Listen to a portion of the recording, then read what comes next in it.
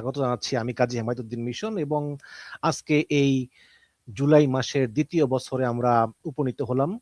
এবং এই জুলাইয়ে যাদের জীবন দিয়েছেন, যারা পঙ্গু হয়েছেন, যাদের রক্তের বিনিময়ে আমরা এই স্বৈরাচার মুক্ত ভারতীয় আধিপত্যবাদ মুক্ত বাংলাদেশ পেয়েছি, সবাইয়ের প্রতি বিনম্র শ্রদ্ধা এবং কৃতজ্ঞতা। আমাদের সঙ্গে আছেন ক্যাপ্টেন মারুফ রাজু। আপনি হয়তো আমাদের সঙ্গে একমত হবেন যে এই 1500 মানুষ শহীদ হয়েছেন এবং 20,000 মানুষ তাদের অঙ্গহানি হয়েছে, আহত হয়েছেন, এরা আসলে না নামলে আমরা এই স্বৈরাচার মুক্ত বাংলাদেশ পেতাম না। আপনার কি মনে হয়? ধন্যবাদ মিশন ভাই, আপনার দর্শক এবং সবাইকে সালাম। আপনার কথার এর মধ্যে আর মানে কোনো কিছু বলার নাই। এর চেয়ে বড় সত্য কথা এই মুহূর্তে বাংলাদেশের নাই। শুধু যারা জুলাই মাসের এই 36 দিনে মারা গেছে এবং আহত হয়েছে তারা ছাড়াও এই গত 16-17 বছরের যারা গুম খুন হয়েছে, নির্যাতিত হয়েছে, বাবা মা হারিয়েছে, সবকিছু হারিয়েছে, আমাদের মতো বিদেশে থেকে দেশে যেতে পারেনি, তারা প্রত্যেকেই এই জুলাইয়ের প্রতি কৃতজ্ঞ। আমি তো আমার অন্তঃস্থল থেকে কৃতজ্ঞ, কারণ যদি জুলাই না হতো আমি হয়তো আমার বাবা মার কবরটাও জিয়ারত করতে পারতাম না, দেশের মাটি দেখতে পারতাম না, যেটা সৌভাগ্য আল্লাহর অশেষ মেহেরবানিতে 2 বছরের মধ্যে 2 বার যাওয়ার সৌভাগ্য হয়েছে আমার। এর চেয়ে বড় পাওয়া, এর চেয়ে বড় প্রাপ্তি আমি মনে করি না আমার জীবনে আর অন্য কিছু আছে যে বাংলাদেশে যেতে পেরেছি। তারপরে যদি আজকে কেউ এসব কথা বলে, আমরা এমনি তো গোল্ডফিশ মেমোরি জাতি, এটা আপনি জানেন। আপনি যেহেতু আমাদের বাংলাদেশেরই লোক এবং আমার মতো আপনারও ডিএনএ সেম, আমরা কিন্তু গোল্ডফিশ মেমোরি। গোল্ডফিশ কিন্তু কথা যেটা একটু আগে যে স্মৃতি সেটা ভুলে যায়। এটা অনেকেই জানে না। ছোট্ট একটা মাছ, খুব সুন্দর, কিন্তু তাদের মেমোরি কিন্তু খুব ভেরি ভেরি ভেরি পুয়ার। আমাদের জাতিটা মেমোরি পুয়ার জানতাম, এতটুকু পুয়ার এটা ভাবিনি। 2 বছরের ভিতরে আমরা জেনে বুঝে না বুঝে যা করছি, এবং আমাদের বিশেষ করে যারা আন্দোলনে ছিল এবং যারা আজকে জুলাইকে ওন করার কথা, জুলাই কি খালি এনসিপির, জুলাই কি খালি জামাতের, জুলাই কি বিএনপির না? বিএনপি তো দাবি করে এবং একদম শীর্ষ নেতৃত্ব থেকে, শীর্ষ যারা ছিলেন তাদের থেকে দাবি করা হয়েছে জুলাই তারেক রহমানের ব্রেইন চাইল্ড এই জুলাই আন্দোলন। এবং হতে পারে, হতে পারে, এটা তো আমরা যারা বিদেশে ছিলাম তারা সবাই আশা করেছি দেশে কিছু হোক। তাহলে আজকে বিএনপির দলের সংসদ সদস্য কিংবা পদে আছে এরকম তারা কিভাবে জুলাইয়ের অবমাননা করে কথা বলে? গত কয়েকদিন আগে, 2-3 দিন আগে টক শোতে বিএনপির এমপি, মহিলা সংরক্ষিত এমপি, উনি যে কথাগুলো বললেন, এবং সেই টক শোটা কার? সেই টক শোটা কুখ্যাত সাংবাদিক নামের কলঙ্ক বলতে পারি আমি এগুলাকে। লিস্ট দিলে তো 4-5 জন 7 জনের নাম এখনই বলা যায়, কিন্তু একেবারে এই মহিলা সোমা ইসলাম, সে তো একেবারে ডাইরেক্ট রয়ের এজেন্ট বলে আমার মনে হয়। এবং এই চ্যানেলটাও এই শেখ হাসিনার আশীর্বাদ পুষ্ট তথাকথিত মুক্তিযুদ্ধ চেতনা তারা বলতো, সবসময় বলে। সে তার টকশোতে নীলফারমণিকে তারা প্ল্যান করে এসে তারা মেটিকুলাস ডিজাইন ষড়যন্ত্রের ডিজাইন, স্নাইপার বলে কিছু ছিল না, স্নাইপার কে, এগুলা কারা মেরেছে বের করতে হবে, পুলিশ হত্যা ইত্যাদি যখন কথা বলে, যখন বিএনপি দলের এমপি কথা বলে, এটা কিন্তু নীলুফার মনি কথা বলছে না, বিএনপি কথা বলছে। আমি যখন কথা বলি বিএনপি বলে না। আমরা তো পদে নাই, দলের কোনো কিছুতে, আমরা দলকে ভালোবাসি, দলকে ধারণ করি, কিন্তু তাদের কথাটা অফিসিয়ালি বলে না, অফিসিয়াল কথা তাদের বলি। তারা যখন বলে, বলার পরে যখন দল থেকে কোনো প্রতিবাদ হয় না, কোনো ব্যবস্থা হয় না, তাহলে এটা দলের বক্তব্য হিসেবে ধরে নেওয়া যায়।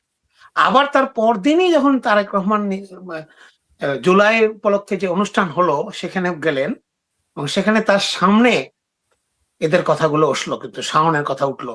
একজন এক জুলাই যোদ্ধা বললেন, এবং জুলাই যোদ্ধা নিয়ে, জুলাই যোদ্ধাদেরকে নিয়ে, জুলাইকে নিয়ে যে অকথ্য ভাষায় এই কয়েকজন মানুষ বাংলাদেশের থেকে করছে, এটাকে যদি ব্যবস্থা না নেয় বিএনপি সরকার, তাহলে আমাদের এই এত কথাবার্তা, এই এত কিছু, গণতন্ত্রের উত্তরণ, দুর্নীতিমুক্ত সমাজ, বৈষম্য বিরোধী সমাজ, এগুলো বলে কোনো লাভ নেই। এগুলো সব ফালতু কথা। যদি ব্যবস্থা না নেয়, মানুষের আপনার সবকিছু বলার অধিকার নাই। এতগুলো মানুষের মৃত্যুর সাথে আপনি যে বললেন, এতগুলো মানুষ মারা গেল, 20,000-এর উপর আহত, তারা তাদের কোনো দল মত নির্বিশেষে, কেউ যদি জি বিএনপি সমর্থন নাও করে বা তারা জামাতকে সমর্থন নাও করে, কোন দলকে সমর্থন না করে, কিন্তু বাংলাদেশের স্বাধীনতা, সার্বভৌমত্ব, বাংলাদেশের গণতন্ত্র ফিরিয়ে আনার জন্য তারা যে রাস্তায় নেমে এসেছিল, অভূতপূর্বভাবে ছোট ছোট বাচ্চা ছেলেরা জীবন দিয়েছে, কেউ ভয় পায়নি। এই গুলির সামনে আমরা দাঁড়াতে পারিনি, ওরা ভয় পায়নি। তাহলে এটাকে কি আমরা সম্মান করব না? যদি না এটাকে না সম্মান না করি। জি। অবশ্যই করব, কিন্তু ক্যাপ্টেন মারুফ রাজু, আমার কথা হচ্ছে যে মানে শাওন কে, তার যোগ্যতা কি, তাকে নিয়ে আমরা কেন কথা বলতেছি? সে কোনো শিক্ষাবিদ, সে কোনো অভিনেত্রী, কিছুই তো না। সে অভিনেত্রীও না। সে সে কার সঙ্গে সম্পর্ক করে সে অভিনেত্রী জোর করে হয়েছিল? এখন সেই শাওন নিজেকে ভাইরাল করার জন্য, মানুষের দৃষ্টি আকর্ষণ করার জন্য সে একটা পোস্ট, বর্তমানে ফেসবুক সবার হাতে হাতে, একটা পোস্ট সে দিল। এটা নিয়ে তারেক রহমানের মতো মানুষের সামনে যেই জুলাই যোদ্ধা কথা বলল, সে তো তারেক রহমানের গুরুত্বটা বুঝতে পারে নাই। একজন নির্বাচিত প্রধানমন্ত্রীর সামনে, বিশ্বাস করেন শাওনকে আমি কি মনে করি, আপনি আপনার ওই টয়লেটে হারপিক দিয়ে ওই যে ওয়াশ করলেও কিছু কিছু কিন্তু পোকা রয়ে যায়, কীট পতঙ্গ রয়ে যায়, ও তো ওর চেয়েও নিম্নমানের। তাহলে একে নিয়ে প্রধানমন্ত্রীর সামনে কিভাবে বলে যে শাওন এটা বলল? ভাই ইগনোর করেন। এরা এরা এগুলো বলে এরা ভাইরাল হতে চায়। আরটা দেখেন, আসলে এদের কথা বলতে চাই না কেন, আমরা অনেক বড় বড় শিক্ষাবিদ দেখেছি, তারাই পোল্টি নেয়। এরা তো ভাই নায়ক নায়িকা অভিনেত্রী, এদের আর কয়দিনই লাইফ।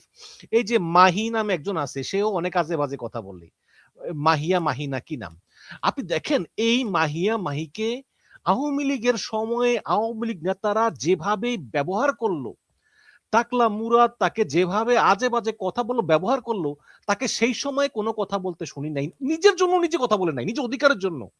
আজকে এই ধরনের অভিনেত্রীগুলো, সেই সোকল্ড অভিনেত্রীগুলো, তারা এই 1400 মানুষ জীবন দিল, 20,000 মানুষ পঙ্গু হলো, তারা এটার বিরুদ্ধে কথা বলে।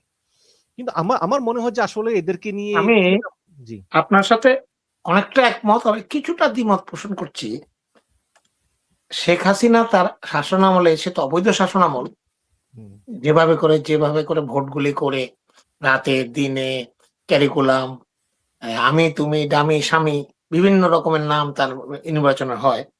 এই নির্বাচনগুলো করাতে কিন্তু সে কিন্তু যেমন রাজনৈতিক শক্তি ব্যবহার করেছে, নিরাপত্তা বাহিনী ব্যবহার করেছে, বিদেশি শক্তির সহায়তাও নিয়েছে, অবৈধ টাকা ব্যবহার করেছে, সাথে সাথে মানুষের যে সফট একটা পয়েন্ট থাকে, মানুষের খুব সফট কিছু জিনিস থাকে।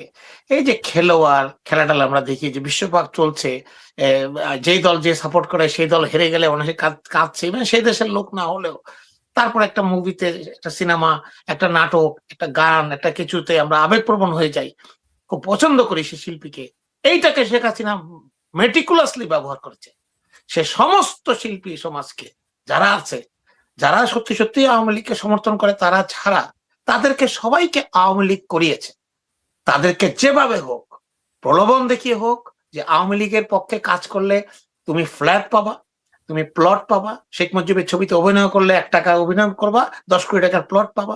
এই যে সিস্টেমটা শেখ হাসিনা করে গেছে, সেই ফাঁদে কিন্তু অনেক শিল্পী পড়ে গেছে। কিছু কিছু বোনাফাইড শ্রমিক টাসারদের মতো, তারা মনে করেন আওয়ামী লীগের জন্য জীবন প্রাণ। ওদিকে অরুণ বিশ্বাস একটা আছে, অরুণা বিশ্বাস আমাদের কানাডাতে থাকে, এখান থেকে উনি হুঙ্কার ছাড়ছেন কন্টিনিউ শেখ হাসিনার পক্ষে। এদেরকে যে অবস্থা করেছে, তাই সেই কারণে যদি এদেরকে আপনি নিছক এই যে টয়লেটের ক্লিন হয়নি, টয়লেটের আবর্জনা মনে করেন, কথাটা কিন্তু অত সোজা না। কেন সোজা না? তাদের কথার সাথে সাথে কিন্তু শেখ হাসিনার বক্তব্য এবং আওয়ামী লীগের বক্তব্য মিলে যাচ্ছে। জনাব মারুফ রাজু, এদের তো কোনো ব্রেন নাই। আপনি দেখবেন আনিস আলমগীর একটা পোস্ট করে আবার ডিলিট করে ভুয়া খবর ছড়ায়। তারপরে সময় কথা বাদে দিলাম, এই যে মাসুদা ভাট্টি ভিডিও বানায়, পরতে মিথ্যা কথা বলে, নবনীতা চৌধুরী পরতে মিথ্যা কথা বলে, একটা আছে ওই যে জেল খাইতে আইছে, কি যেন নাম, আর ওই যে পান্না সে হ্যাঁ, বলে, মঞ্জুর আলম বান্না। হ্যাঁ আমি সে আপনাকে বলে আওয়ামী জি লীগকে 96% মানুষ চায়। এই জি যে সিনিয়র সাংবাদিক, এই সিনিয়র সাংবাদিকদের এই যে জুলাইকে অপমান, এদেরকে কিন্তু শেখ হাসিনা যদি ফ্যাসিস্ট হয়ে থাকে আর আজিজ বেনজির যদি শেখ হাসিনার সহযোগী হয়ে থাকে মানুষ গুম খুন হত্যায়, এরাও কালচারাল ফ্যাসিস্ট। আমি এদেরকে যতই ইগনোর করেন না কেন, এরা কিন্তু সরব। তার চেয়ে আমি আপনাকে একটা কথা বলি যে এদের কথা যে আপনি বলছেন ওরা ভুল করে, ওদের কোনো মূল্য নাই, ওদের কোনো কথা শোনা উচিত না, কিন্তু ওদেরকে যারা এই কথাগুলো বলতে দিচ্ছে, আনিস আলমগীর তো জেলে ছিল, তাকে জামিন দিল কে? শাওনের কথা যে আজকে প্রধানমন্ত্রীর সামনে উঠলো, এটা তো একটা মানুষের অসহায়, একটা সাধারণ মানুষের আবেগ প্রবণ, যে তাকে কি ব্যবস্থা নেওয়া যায় না? শেখ হাসিনার আমলে আমরা কি দেখিনি যে আপনি যদি তারেক রহমানের বক্তব্য প্রচার করেন বা শেখ খালেদা জিয়ার বক্তব্য প্রচার করেন, মানুষকে গুম খুন করা হয়েছে, জেলে গিয়েছে, 21 টিভির মতো টিভিকে বন্ধ করে দেওয়া হয়েছে এবং দখল করে নেওয়া হয়েছে। আব্দুল সালাম আওয়ামী লীগের লোক, আওয়ামী লীগের পক্ষ থেকে আওয়ামী লীগের কোটায় টিভি পেয়েছিল, সেই আব্দুল সালামকে 6 বছর না 7 বছর জেলে থাকতে হয়েছে। 21 টেলিভিশনের মালিক, 21 টেলিভিশনে 1 টাকার বিনিময়ে এর সালামকে দিয়ে দেওয়া হয়েছে। তো সেগুলো কি আমরা দেখিনি?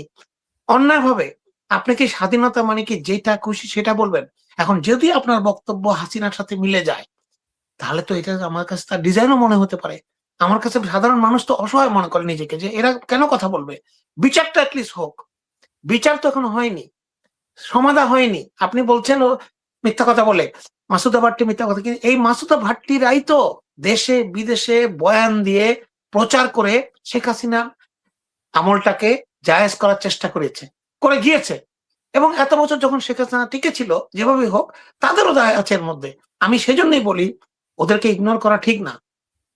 আপনাকে একটা কথা বলি যে শেখ হাসিনা কিছুদিন আগে বলেছেন যে উনি ডিসেম্বরের মধ্যে দেশে আসবেন, যেভাবেই হোক। এটা নিয়ে এমনকি ভারতের টেলিভিশনের এই বিভিন্ন ম্যাগাজিন অনুষ্ঠানে পর্যন্ত ট্রল হচ্ছে। শেখর সুমন নামে এক অভিনেতা, উনি কালকে দেখলাম ভারতের খুব জনপ্রিয় একজন সে উপস্থাপক, উনি উপস্থাপনা করে, লাইভ কমেডি করে, উনি এখানে শেখ হাসিনাকে নিয়ে খুব বিদ্রুপাত্মক কথা বললেন যে আপনি চিন্তা করেন না, আপনি আমাদের এখানে থাকতে পারবেন, আপনাকে ফেরত পাঠানো হবে না। তাহলে তারপরেও আওয়ামী লীগের লজ্জা নাই, তারা বলে ডিসেম্বরে আসবে। আপনি বলেন মিশন ভাই, আওয়ামী লীগ যে আজকে 2 বছরের মতো, এখন 2 বছর হলো এক্স্যাক্টলি, ধরে নিলাম জুলাই থেকে যদি শুরু হয়, 1 মাস আছে, 5ই আগস্ট। 5ই আগস্টে 1 মাস হবে, 2 বছর হবে। আওয়ামী লীগ বলছে আমরা ফিরে আসবো, শেখ হাসিনা বলছে আমি ডিসেম্বরের মধ্যেই আসবো, তারা সবাই আশা আশা বলছে। বিএনপি কে 2006 সালের অক্টোবরে ক্ষমতা থেকে যাওয়ার পরে পালিয়ে গিয়েছিল? বিএনপি তো পালিয়ে যায়নি, জামাতরা পালিয়ে যায়নি। দেশে থেকে নির্যাতিত হয়ে মাইর খেয়ে তারা ছিল, কিছু কিছু হয়তো গেছে বিদেশে। বেগম খালেদা জিয়াকে তো কোনোদিন মৃত্যুর ভয় দেখিয়েও বিদেশে পাঠাতে পারেনি। তারেক রহমানকে ষড়যন্ত্র করে আহত করে তাকে পাঠানো হয়েছে 11-11 সময়। তাহলে বিএনপির ক্ষমতায় ফিরে আসতে পালিয়ে না যাওয়ার পরেও 17 বছর লেগেছে। আওয়ামী লীগ কিভাবে চিন্তা করে, যেখানে আওয়ামী লীগ বাসার কাজের লোক থেকে শুরু করে কুকুর বিড়াল সহ নিয়ে পালিয়ে গেছে, সমস্ত এমপি পালিয়ে গেছে, ইউনিয়ন চেয়ারম্যান, উপজেলা চেয়ারম্যান, নেতা নেত্রী, শেখ হাসিনার পুরা আত্মীয়, শেখ মুজিবের 14 গোষ্ঠী, বাইতুল মোকাররমের খতিব পর্যন্ত পালিয়ে গেছে। তারা কিভাবে মনে করে 2 বছরের মধ্যে তারা ফিরে আসবে? এটা কি লজিক্যাল? তাহলে তো কোনোদিন সম্ভব না। এটা তো খালি ফাঁকা বলি। এগুলি বলে কেন? এগুলি 2টা কারণে বলে। একটা বলে বাংলাদেশের যে আওয়ামী লীগের লোকজন আছে, যারা তাদের কাছে অনেক টাকা আছে, টাকা দিয়ে যারা তাদেরকে টাকা দিয়ে বাঁচিয়ে রেখেছে। বিএনপির কিছু লোক আছে, তারা আওয়ামী লীগকে সহায়তা করছে। এখানে আমি দায়িত্ব নিয়ে বলছি, বিভিন্ন জায়গায় টেন্ডার এবং কাজগুলো বিএনপির লোকের নাম সামনে থাকে, পিছনে সব আওয়ামী লীগের লোক। আমাদের কাছে কিছু প্রমাণ আছে। তো খারাপ যখন হয়, যখন যে টেন্ডারটা কে পাইলো? বিএনপি পেলো, কিন্তু ইনভেস্ট করছে কিন্তু আওয়ামী লীগ, মদত দিচ্ছে আওয়ামী লীগ। থানাতে যান, 80% থানার অফিসার আওয়ামী লীগের সঙ্গে নিযুক্ত প্রাপ্ত। সব জায়গাতে আওয়ামী লীগের লোক বসা, ঘাপটি মেরে আছে। এই হলো এদেরকে ইয়ে করার জন্য, মনের থেকে যেন মনস্তাত্ত্বিক সহায়তা দেওয়ার জন্য, তোমরা টেনশন করো না, আমরা কিন্তু প্ল্যান করে ফেলতে আসছি। আরেকটা হলো আন্তর্জাতিক মহল। আন্তর্জাতিক মহল ভারত সহ, সেখানে তাদের প্রপাগান্ডা চলছে। বাংলাদেশের সংখ্যালঘু দেখলেন কিছুদিন আগে চৈতালি চক্রবর্তীরা কিভাবে প্রপাগান্ডা করলো যে বাংলাদেশে সংখ্যালঘু নির্যাতন হচ্ছে, এই হচ্ছে সেই হচ্ছে, বাংলাদেশের ব্যাপারে তোমরা হস্তক্ষেপ করো, জঙ্গি ইসলামিক জঙ্গিরা এসে যাচ্ছে। এই 2টা কারণে ওরা কথা বলে, কোনো আশা টাশার কিচ্ছু নাই। আওয়ামী লীগের বড় বড় নেতারা রাস্তা রাস্তা ঘুরছে। হামাস আছে, এখন আবার বলে যে হামাস বাংলাদেশে ভরা, এবং এই ইসরায়েল, ভারত এবং আওয়ামী লীগ এই তিনটা এখন এক হয়েছে। এক হয়ে তারা বলতেছে বাংলাদেশ শেষ হয়ে গেছে, বাংলাদেশ জঙ্গি হয়ে গিয়েছে, এবং বাংলাদেশে এত হামাস, এত হিজবুল্লাহ, মানে এটা আওয়ামী লীগ জানে, আমরা জানি না। এবং এই মঞ্জুরুল আলম পান্না, এই শোয়েব সালাউদ্দিন নামে একজন আছে, ভারতে আছে সম্ভবত লুকিয়ে, অনবরত ওই যে ইংলিশে লেখে আর কি, দ্য ব্লিজ নামে একটা পত্রিকা, অনেকে আছে, হ্যাঁ অনেকে আছে ইংলিশে বললে, ইংলিশে লিখলে মনে করে যে আসলে ঠিকই আছে যেহেতু ইংলিশে লিখছে। এখন এখন আমি বলি কি, যে আওয়ামী লীগ যদি আর একটা বার চান্স পায়, ক্যাপ্টেন মারুফ রাজু গতবার যেই ভুল করছে এই ভুল তারা আর করবে না। তারা এই দেশকে পুরোপুরি ভারতের কাছে তুলে দিয়ে, ভারতের 31তম অঙ্গরাজ্য হিসাবে তুলে দিয়ে মুখ্যমন্ত্রী হিসাবে সে শপথ নিবে। আপনাকে একটা ইয়ে দেখাই, আওয়ামী লীগের একজন নেত্রী কি বলতেছে। আমি কোনো ধরনের প্রয়োজনীয়তা দেখি না, নৌবাহিনীরও নেই আর বিমান বাহিনীরও দেখি না। আমাদের যদি একটা প্রতিরক্ষা চুক্তি করে ফেলে, একটা সামরিক চুক্তি করে ফেলে, দ্যাটস এনাফ ফর আস। এই বার্ডেন থেকেও আমরা মুক্তি পাই, আর হলো যে ভারতও আমাদের সুরক্ষা দেবে এবং আমাদের আর্থিকভাবে অনেকটাই সেভ হয়। এত বড় সেনাবাহিনীকে খাইয়ে পরিয়ে রাখা যে জাতির জন্য যে একটা বার্ডেন, প্লাস ওরা হলো বিট্রেয়ার। আমি বলবো আমাদের নেত্রী এত সহজ সরল যে সেনাবাহিনী তার পুরো পরিবারকে হত্যা করেছে, তাদের তিনি কিভাবে ট্রাস্ট করেন? উল্টা শেখ হাসিনার আমলেই আরো অনেকগুলো নতুন ক্যান্টনমেন্ট হয়েছে। হ্যাঁ, সো আমি জানি না যে কিভাবে এই জিনিসটা বন্ধ করা যায়, বাট যেটা আপনি বলেছেন আমি এর সাথে 100% সহমত। আমার ধারণা নেক্সট যে গভর্নমেন্ট আসবে তাদের উচিত সেনাবাহিনী ডিসলভ করা, ওভারনাইট না গেলেও। আপনি যেটা শোনাচ্ছেন এটা কোন বাংলাদেশ না, পৃথিবীর যে কোনো দেশে, ওই যে কেপ ভার্দের মতো দেশে যদি হয়, ছোট্ট দ্বীপ রাষ্ট্র, মানে 1 লাখ 2 লাখ মানুষ, তারাও যদি, তাদের লোক যদি বলে এটাকে দেশদ্রোহিতা এবং দেশের প্রতি বিশ্বাসঘাতকতা ধরা হবে, কিন্তু তারা তো অন্য দেশের প্রতি তাদের আনুগত্য, এটা তো তারা, এগুলা বলা তাদের জন্য কোনো ব্যাপার না। আর শেখ হাসিনা যে সে ক্যান্টনমেন্ট বানিয়েছেন, সেনাবাহিনীকে শক্তিশালী করেছেন তার টিকে থাকার জন্য, তার সে সেনাবাহিনী ভারতের সাথে যুদ্ধ করার জন্য না। জিয়াউল হাসানদের মতো, জেনারেল আজিজদের মতো তাদেরকে যে ক্ষমতা রেখেছিলেন, তারা তাদের প্রধান কাজ ছিল বিরোধী দলমতকে এখন আবার দমন করা, আর কিচ্ছু না। এখন দেখেন, সে বলতেছে যে সেনাবাহিনী বাদ দিয়ে ভারতের সঙ্গে চুক্তি করতে, ভারত আমাদেরকে নিরাপত্তা দিবে, মানে শিয়ালের কাছে মুরগি নিরাপত্তা চায়, এই গেল এক। আর দ্বিতীয় হচ্ছে, তারা ইদানিং আমি দেখলাম যে ইদানিং আওয়ামী লীগ জেনারেল ওয়াকারুজ্জামানের উপরে খুবই ক্ষিপ্ত। পিনাকি ভট্টাচার্য, ইলিয়াসরাও ওয়াকারুজ্জামানের বিরুদ্ধে কিছু বলে না, চুপচাপ, বিশেষ করে তিনি হজ করে আসার পর একটু দাঁড়িয়ে রাখছে। এরপর থেকে মানে সবাই খুবই ক্ষিপ্ত, এবং আওয়ামী লীগ বলতেছে যে এই হচ্ছে পুরো কালপিট। এবং এই যে বললো, এই যে মহিলাটা বললো আওয়ামী লীগের নেত্রী, আমি জানি না কোন পর্যায়ে নেত্রী, যে বলছে এই সেনাবাহিনী বারে বারে আওয়ামী লীগকে ধোকা দেয়। আচ্ছা, এখন ক্যাপ্টেন মারুফ রাজু, আপনি একজন সেনাবাহিনীর অবসরপ্রাপ্ত সদস্য। 5ই আগস্ট জেনারেল ওয়াকারের অন্তত পক্ষে 1 লক্ষ মানুষকে হত্যা করা লাগতো যদি শেখ হাসিনাকে টিকিয়ে রাখতে হতো। সে কেনই কাজ করবে? এখন সেই কাজ করে নাই, এখন সে বিট্রেয়ার, সে মির্জাফর। এই হচ্ছে গিয়ে আওয়ামী লীগের অবস্থা। আমি জেনারেল ওয়াকারের ব্যাপারে দুটি কথা বলি। জেনারেল ওয়াকার, আমার তাকে ট্রেনিং করানোর সৌভাগ্য হয়েছে। আমি তার কর্পোরাল ছিলাম। খুব শান্ত এবং খুব ধীরস্থির এবং খুব একজন আল্লাহ ভীরু লোক। সবসময় সে 5 ওয়াক্ত নামাজ পড়তো। দুর্ভাগ্যক্রমে বা সৌভাগ্যক্রমে তার জেনারেল মুস্তাফিজের মেয়ের সাথে তার বিয়ে হয় পারিবারিক ভাবেই, সেই কারণে শেখ হাসিনার আত্মীয় হয়ে গেছে। কিন্তু সে কখনোই জেনারেল জিয়াউল হাসান বা ওই যে মুজিবুল হক বা আজিজ তাদের মতো অতি উৎসাহী এই মানে আওয়ামী লীগের লোক সে কোনোদিন হয়নি, হতে পারবেও না। এবং 5ই আগস্টে শেষ যে ডিসিশনটা নিয়েছে, আমি মনে করি এটা ঐতিহাসিক ডিসিশন। এবং গত 2 বছরে সে যা করেছে, আপনি তো বললেন দাঁড়িয়ে রেখেছে, প্রধানমন্ত্রী জেনারেল বাংলাদেশের সেনা প্রধান দাঁড়িয়ে রাখবে, এবং দাঁড়িয়ে রাখার কারণে অনেক অফিসার প্রমোশন পায়নি, দাঁড়িয়ে রাখার কারণে অনেককে নিবৃত্ত করা হয়েছে, এবং অনেক রেকর্ড আছে যে আল্লাহওয়ালা যদি হয় এদেরকে আওয়ামী লীগ পছন্দ করতো না, করা সম্ভব না।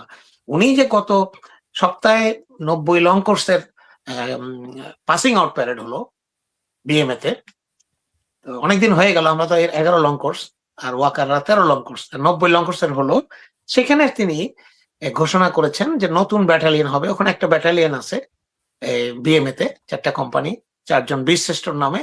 এই 8টা ব্যাটালিয়ন করলো সেকেন্ড বাংলাদেশ, ওটা ফার্স্ট বাংলাদেশ ব্যাটালিয়ন।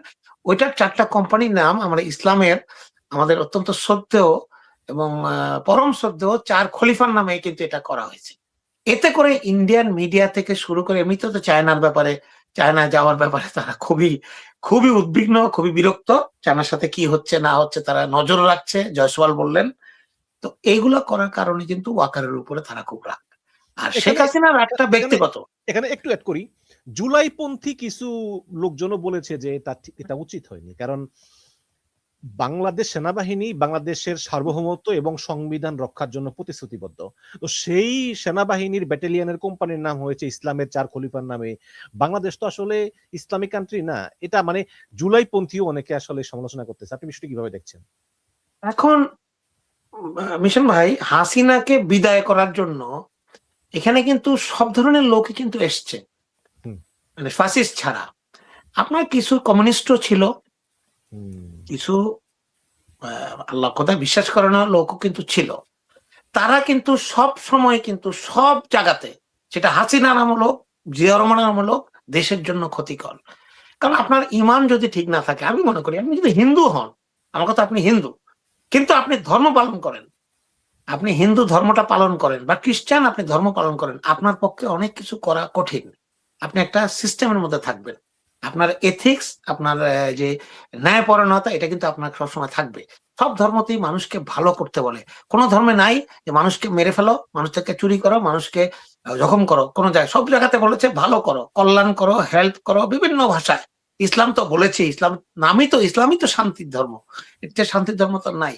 সেই কারণে তারা অনেক সময় তাদের কথাবার্তাগুলো ইসলামী, যারা ইসলামের পক্ষে তাদের সাথে কন্ট্রাডিক্ট করে, আবার দেখা যায় হাসিনাদের কথার সাথে মিলে যায়।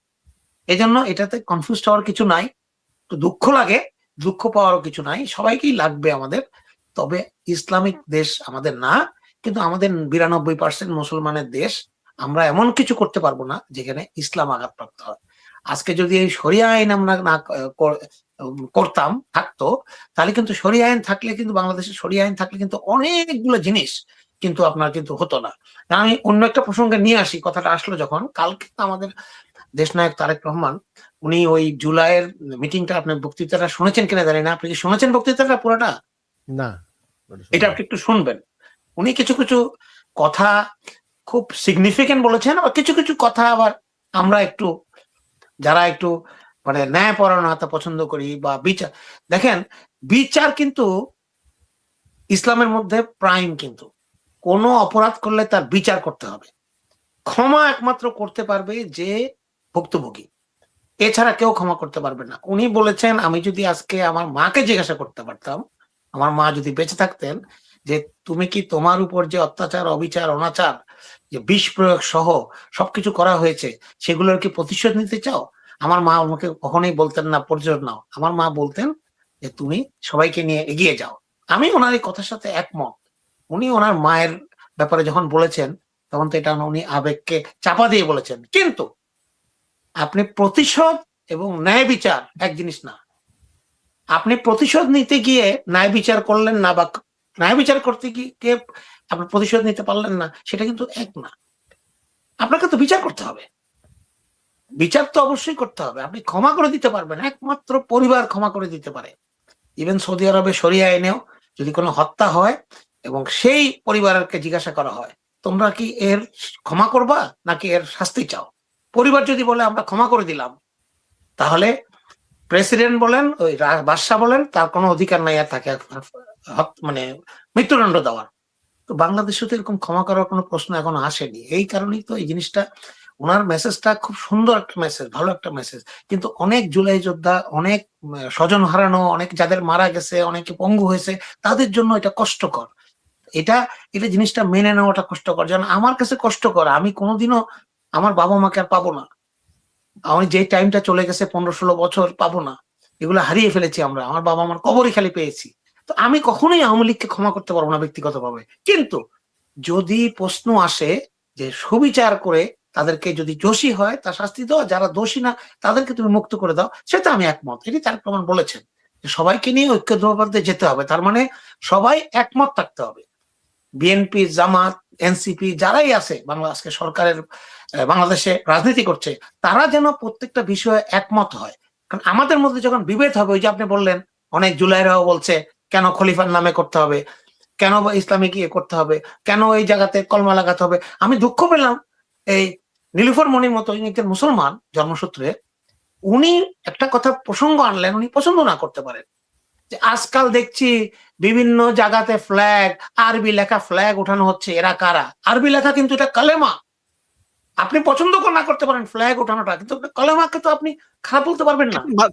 আমার মনে হয় এই মহিলা অশিক্ষিত বটে, মানে লেখাপড়া খুবই কম মনে হয় মহিলা। আমি আসলে খুব দুঃখ পাই যে ওনাদেরকে আমরা এত বলার পরেও দেখেন আপনি 7.62 রাইফেল, এটা সাখাওয়াত হোসেন ব্রিগেডিয়ার জেনারেল তিনি বলেছিলেন যে পুলিশের কাছে এই রাইফেল থাকার কথা না, কিন্তু আমরা দেখেছি এইটা বাদ দিয়া আওয়ামী লীগ বলতেছে যে সাখাওয়াত সাহেব বলেছেন পুলিশের কাছে রাইফেল নাই, অথচ ডেইলি স্টার সহ অনেক পত্রিকায় বারে বারে বলা হয়েছে যে 2022-23 সালে সামরিক বাহিনীর জন্য অস্ত্র কিনে এগুলো পুলিশকে দেওয়া হয়েছে। বারে বারে বলেছে 7.62 স্নাইপার রাইফেল স্নাইপার র্যাবের আছে, স্নাইপার পুলিশের আছে, স্নাইপার বিজিবির আছে, এই মহিলা বলে কারো স্নাইপার নাই।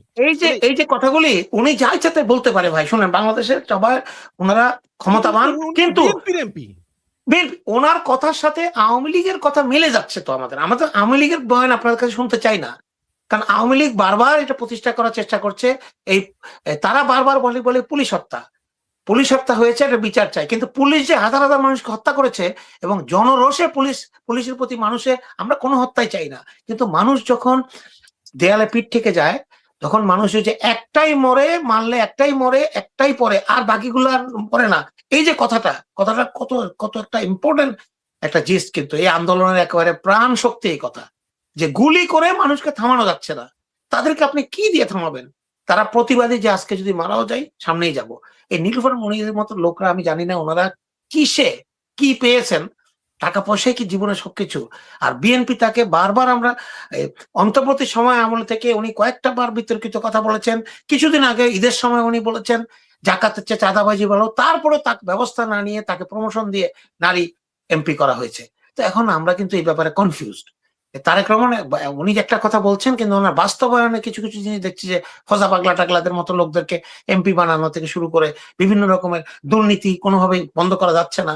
আমি খালেদা জিয়ার আমলে কিছু লোকে দুর্নীতি করে অনেক টাকার মালিক হয়েছে, খালেদা জিয়া ওনাকে কন্ট্রোল করতে পারেননি। এই লোকগুলি কিন্তু বিএনপিকে কোনো হেল্প করেনি। মোর্শেদ খান থেকে শুরু করে ওই আপনার ফালু, মোসাদ্দেক আলী ফালু, তারপরে হারুনুর রশিদ মুন্নু, তাদের তো টাকার কোনো অভাব ছিল না, কিন্তু তারা কখনো বিএনপিকে হেল্প করেনি। এটা খালেদা জিয়া বলেই গেছেন, বিএনপি করে যারা হাজার হাজার কোটি টাকার মালিক হয়েছে তারা কিন্তু আজকে বিএনপি করে না। তারা বলে যে আমরা অব্যাহতি নিয়েছি, 2টা টেলিভিশন চ্যানেল ফালুকে দেওয়া হয়েছিল, আরটিভি, এনটিভি। বিএনপির পক্ষে 15 বছর হাসিনার আমলে একটা বাক্য এই 2টা টেলিভিশন বলেনি। 15 বছর বেঙ্গল গ্রুপ কিনে নিয়েছে, আরটিভিতে বেঙ্গল গ্রুপ নিয়ে গেছে, বেঙ্গল গ্রুপের মালিক ওই যে আওয়ামী লীগের এমপি নোয়াখালীর। এইগুলি আসলে খুব দুঃখ লাগে। আমরা এখানে বলছি আমাদেরকে কেউ কিছু দিচ্ছে না ভাই, আমরা কারো কাছ থেকে কিছু চাইও না, পাইও না, দরকারও নাই।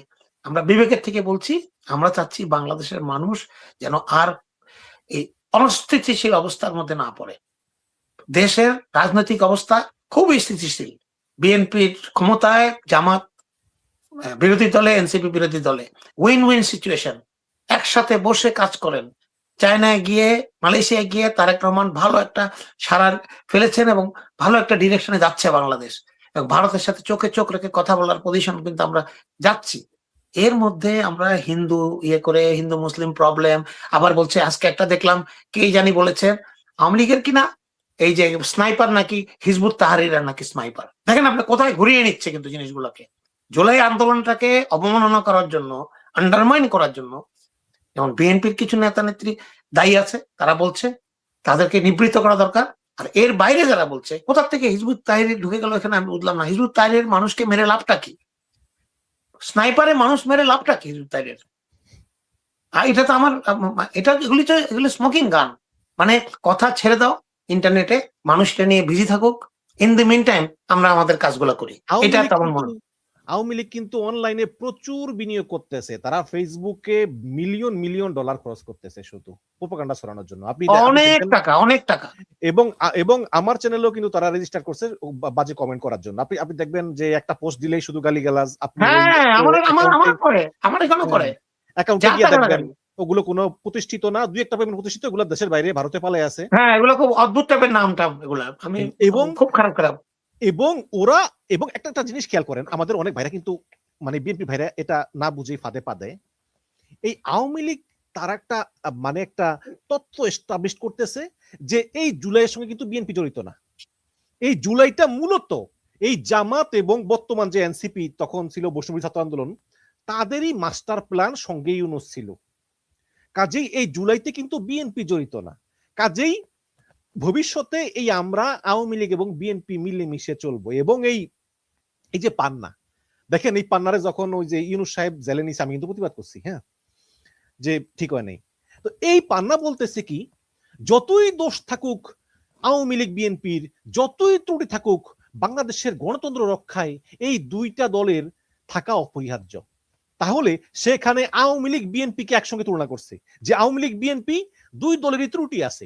তাহলে তুমি এই আওয়ামী লীগের জুলাইতে ১৫০০ মানুষের হত্যার সঙ্গে তুমি বিএনপির দোষ তুলনা করো। বিএনপি ক্ষমতা থাকতে কি করছে? শেখ হাসিনার উপরে গ্রেনেড হামলা হয়েছে, এটা। এছাড়া বিএনপি কি করছে? বিএনপি কোন জায়গায় মানুষ মারছে? এই ধরনের লোকগুলা হচ্ছে বড় শত্রু। এখন আপনার কাছে যেটা প্রশ্ন, সেটা হচ্ছে কি, যে ইদানিং আপনি নিশ্চয়ই তারেক রহমানের বক্তব্যের আগে সালাউদ্দিন আহমেদের বক্তব্যটা শুনেছেন।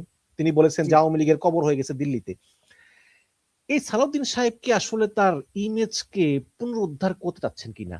বা এমনও হতে পারে যে নীলুফার মনি, সালাউদ্দিন আহমেদ, আমির খসরু, তারা যেই আশা ভরসা নিয়ে সরকার গঠন করেছেন, সরকার গঠন করলে আমরা এইভাবে চলবো, তারেক রহমান আসলে দেরিতে হলেও সবাইকে স্টপ করে দিয়েছেন যে না, তোমরা যেভাবে চাও এভাবে হবে না। তখন এই কারণে তারা বয়ান চেঞ্জ করেছে। আমাকে আপনার কিছুদিন আগে গত সপ্তাহে এক টক শোতে দর্শক প্রশ্ন করেছিলেন যে বিএনপি এই যে ভারতের এগুলি যে বিভিন্ন রকমের হুমকি ধামকি তারা দিচ্ছে, দেশ নিয়ে নিবে, রংপুর অঞ্চল নিয়ে নিবে, চিটাং নিয়ে নিবে, বিএনপি কেন জবাব দিচ্ছে না?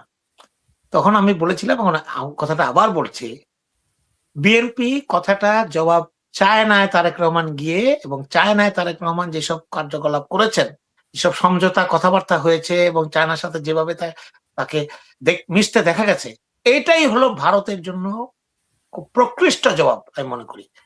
একইভাবে সালাউদ্দিন আহমেদ সহ যাদের নাম আপনি বললেন, যাদেরকে ভারতপন্থী হিসেবে মনে করা হয়, তাদেরও কিন্তু মুখটা বন্ধ এখন। এই যে সালাউদ্দিন সাহেব, আপনার মুখটা এখন বন্ধ কেন?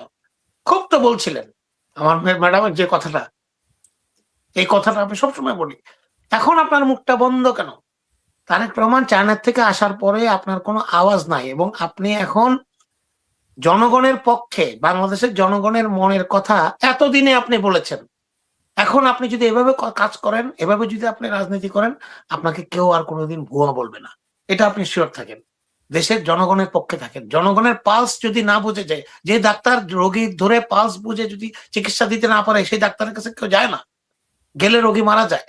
তো আমাদের রাজনীতিবিদ, অনেক রাজনীতিবিদ আছেন, তারা জনগণের পালসটাকে ইগনোর করেন। তারা ডিজিএফ এর রিপোর্ট, এনএসআই রিপোর্ট আর তাদের যে নিজস্ব লোক আছে তাদের রিপোর্টটাকে বেশি তারা ফলো করে, এবং তারা ভুলটা করে। সারাদিন আমি যে কথাগুলো বলেছেন, এটা আমরা পেয়েছি, এবং this is suppose to be, এটাই হওয়া উচিত ভারতের ব্যাপারে এবং আওয়ামী লীগের ব্যাপারে। আমাদের ব্যাখ্যা বিচার হবে। তবে তারেক রহমান সরকার গঠন করার পরে কিছুদিন কিন্তু চোখ রাখছে অনেকের উপরে, যে দেখি কি করে। এখন ব্যাপার হচ্ছে কি, গত 15 বছর ধরে একসঙ্গে রাজনীতি করছে তো, এবং এই যে সালাউদ্দিন আহমেদ, আমির খসরু এবং তারেক রহমান কেউই কিন্তু কারোর সঙ্গে আগে রাজনীতি করে নাই। বেগম জিয়া তো মারা গেল, তারপরে প্রথম তারেক রহমান প্রধানমন্ত্রী হলে। তারেক রহমানের নিজের অনেক কিছু বোঝার ছিল, অনেক কিছু ভাবার ছিল, এবং আমি শুনেছি যে তিনি আমির খসরুকেও থামিয়ে দিয়েছেন যে স্টপ, এখন পর্যন্ত যা হয়েছে হয়েছে, স্টপ, ভবিষ্যতে এই ধরনের আর কোনো নিয়োগ দিয়েন না। যেগুলো দিচ্ছেন ঠিক আছে, বাট এগুলোর প্রতি মনিটর করেন। তো এই কারণেই হয়তোবা ওই যে অ্যাসালমকে আবার ফিরিয়ে আনবে, অ্যাসালমকে একটা স্পেস দিবে, আমার মনে হয় এটা হবে না। কারণ না, আপনি আমির খসরুর কথাটা বললেন, আমির খসরুর কথাটা খুবই ইম্পর্টেন্ট। এই আমির খসরুর ইচ্ছাকৃত অনিচ্ছাকৃত আমি জানি না, তার একটা সিদ্ধান্তের কারণেই কিন্তু বিএনপির সাথে, দল হিসাবে বিএনপির সাথে চায়নার সম্পর্ক দীর্ঘদিনের জন্য খারাপ হয়ে গিয়েছে। সেই তাইওয়ান সেন্টার খোলা নিয়ে উনি যখন বাণিজ্য মন্ত্রী ছিলেন, উনি ঢাকাতে তাইওয়ান সেন্টার খুলেছিলেন। চায়না কিন্তু তাইওয়ানের ব্যাপারে খুব sensitive. Even United states of America যখন তাইওয়ানের ব্যাপারে কোনো কথা বলে, চায়না কিন্তু এটা কিন্তু পছন্দ করে না এবং খুব বিরক্ত হয় এবং এটাকে প্রতিবাদ করে। তো কি হিসাবে বিএনপি, জিয়া রহমানের সময় থেকে বিএনপি চায়নার সাথে ভালো সম্পর্ক, চাইনিজরা জিয়া রহমানকে পছন্দ করতেন, even north Korea, south Korea, প্রত্যেকটা এই দেশগুলি, কারণ তার যে নীতি ছিল ওগুলা পছন্দ করতো তারা। সেই চায়নার থেকে আমরা দূরে সরে গেলাম এবং চায়না আমাদেরকে কোনো হেল্প করলো না গত 15 বছর। আমরা দেখেছি সোনার নৌকা টোকা চায়না শেখ হাসিনাকে দিয়েছে। অবশ্যই চাইনিজরা ব্যবসায়ী জাতি, চায়না ব্যবসা করতে চায়, ইউনাইটেড স্টেটস প্রভাব দেখাতে চায়, চায়না বিজনেস করতে চায় সব জায়গাতে। ওরা ওদের উদ্দেশ্য বিজনেস করা। ওদের কাছে সবচেয়ে বেশি টাকা আছে, ওয়ার্ল্ডের সব টাকা ওদের কাছে এখন। আমেরিকা ওদের কাছে অনেক টাকা দেয় না, সবাই ওদের কাছে দেয় না। সেই চায়নার সাথে বিএনপির সম্পর্ক ভালো হওয়া খুব জরুরি। Plus China nuclear power, China আমাদেরকে সবসময় সমর্থন দিয়ে গেছে, দেবে। চায়নার সাথে আমাদের বন্ধুত্ব খুব দরকার। এই আমির খসরু থেকে শুরু করে যারা আছে, চায়নার সাথে যেই প্রজেক্ট গুলো আমাদের এখন হাতে আছে, এই হবে বলে শুনছি, তিস্তা প্রজেক্ট থেকে শুরু করে আরো অনেক কিছু, করিডোর যেটা চায়না হয়ে গংমিং হয়ে যে মায়ানমার হয়ে বাংলাদেশে আসবে, এগুলো যদি বাস্তবায়িত হয় বা এগুলো প্রজেক্ট হাতে আসে এবং কাজ শুরু হয়, আমির খসরু সে অর্থ পরিকল্পনা মন্ত্রীও থাকবে না, আপনি শিওর থাকেন। এখানে দেখেন আলটিমেটলি আউট হয়ে যাবে, থাকবে না। ভারতে মানুষ চিকিৎসার জন্য কেন যায়? যায় এই কারণে যে সড়ক পথে যায়, কম খরচে চলে আসতে পারে। আমাদের চিকিৎসা ব্যবস্থা যেহেতু এরকম না। এখন যদি মিয়ানমারের ভিতর দিয়ে চীনের কুনমিং এ আমরা 15-16 ঘন্টায় পৌঁছে যাই, তাহলে কিন্তু সবাই চীনমুখী হবে, কেউ আর ভারতমুখী হবে না। না, হবে না কোনোদিন। ভারতে এই যে আপনি একটা কথা মনে করিয়ে দিলেন, এই যে তারেক রহমান যখন চায়না আর মালয়েশিয়া ভ্রমণ সফর করছেন, খুব শর্ট টাইমে অনেকগুলো জায়গাতে উনি ট্রেনে করে গেছেন, ট্রেনটা দেখার জন্যই গেছেন। এই বুলেট ট্রেনটা দেখার খুব ওনার ইচ্ছা ছিল, যেটা উনি বাংলাদেশে করতে চান, ওনার স্বপ্ন আছে, ভবিষ্যতে হয়তো করার চেষ্টা করবেন। এই সময়ে ঢাকাতে এই ভদ্রলোক এখানে এসে, দীনেশ ত্রিবেদী এসে গেছে 2 সপ্তাহ আগে, সে কোনো কিছু সে রাষ্ট্রপতির কাছে সে পরিচয়পত্র দেয় না। তারেক রহমান যখন মালয়েশিয়া গেল, তখন সে রাষ্ট্রপতির কাছে পরিচয়পত্র দিল। দেওয়ার পরে সে তারেক রহমান যখন চায়না বেইজিং এ মিটিং করছেন শি জিনপিং এর সাথে, তখন ইনি এখানে সাংবাদিক সম্মেলন করে বলছে বাংলাদেশের সাথে ভারতের সম্পর্ক যুগান্তকারী হবে, আমরা ভিসা খুলে দিলাম। আরে মানে ভিসা তোরে দিতে বন্ধ করতে বলেছে কে, খুলতে বলেছে কে? তোদের ভিসা চায় কে? আমার কথা বন্ধ করলি কেন তুই? না, লম্বা লাইন। ভারত যে আওয়ামী লীগের কত বড় মদতদার ছিল এবং আওয়ামী লীগ যে ভারতের কত বড় চামচা ছিল, তার প্রুফ তো তারাই করে দিয়েছে। শেখ হাসিনাকে আশ্রয় দিয়েছ, তৎক্ষণাৎ বাংলাদেশের সাথে কূটনৈতিক সম্পর্ক তুমি অলমোস্ট বন্ধ করে দিয়ে ভিসা বন্ধ করে দিয়েছ। তার মানে কি বাংলাদেশিরা আওয়ামী লীগের পক্ষে থাকলে তোমার ভিসা রাখবা? এখন তোমাকে ভিসা দিতে কে বলেছে?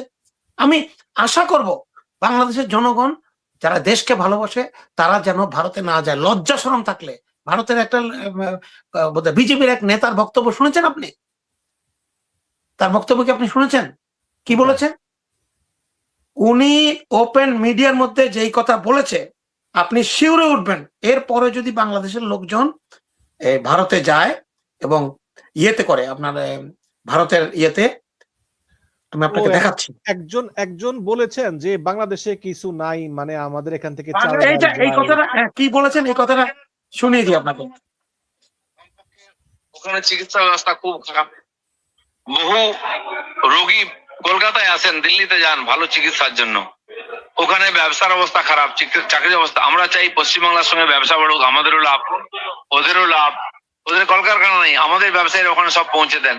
চাল ডাল তেল নুন কাপড় থেকে আরম্ভ করে ফল সার সবই যায়। বহু কোটি কোটি টাকা ওখানে ফেঁসে আছে, বহু ব্যবসায়ীরা আমাদের এখানে নাই।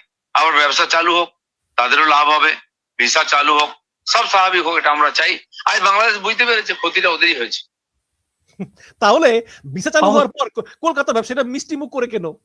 এখন আপনি অত মূর্খ, অত গন্ড মূর্খ ভাই।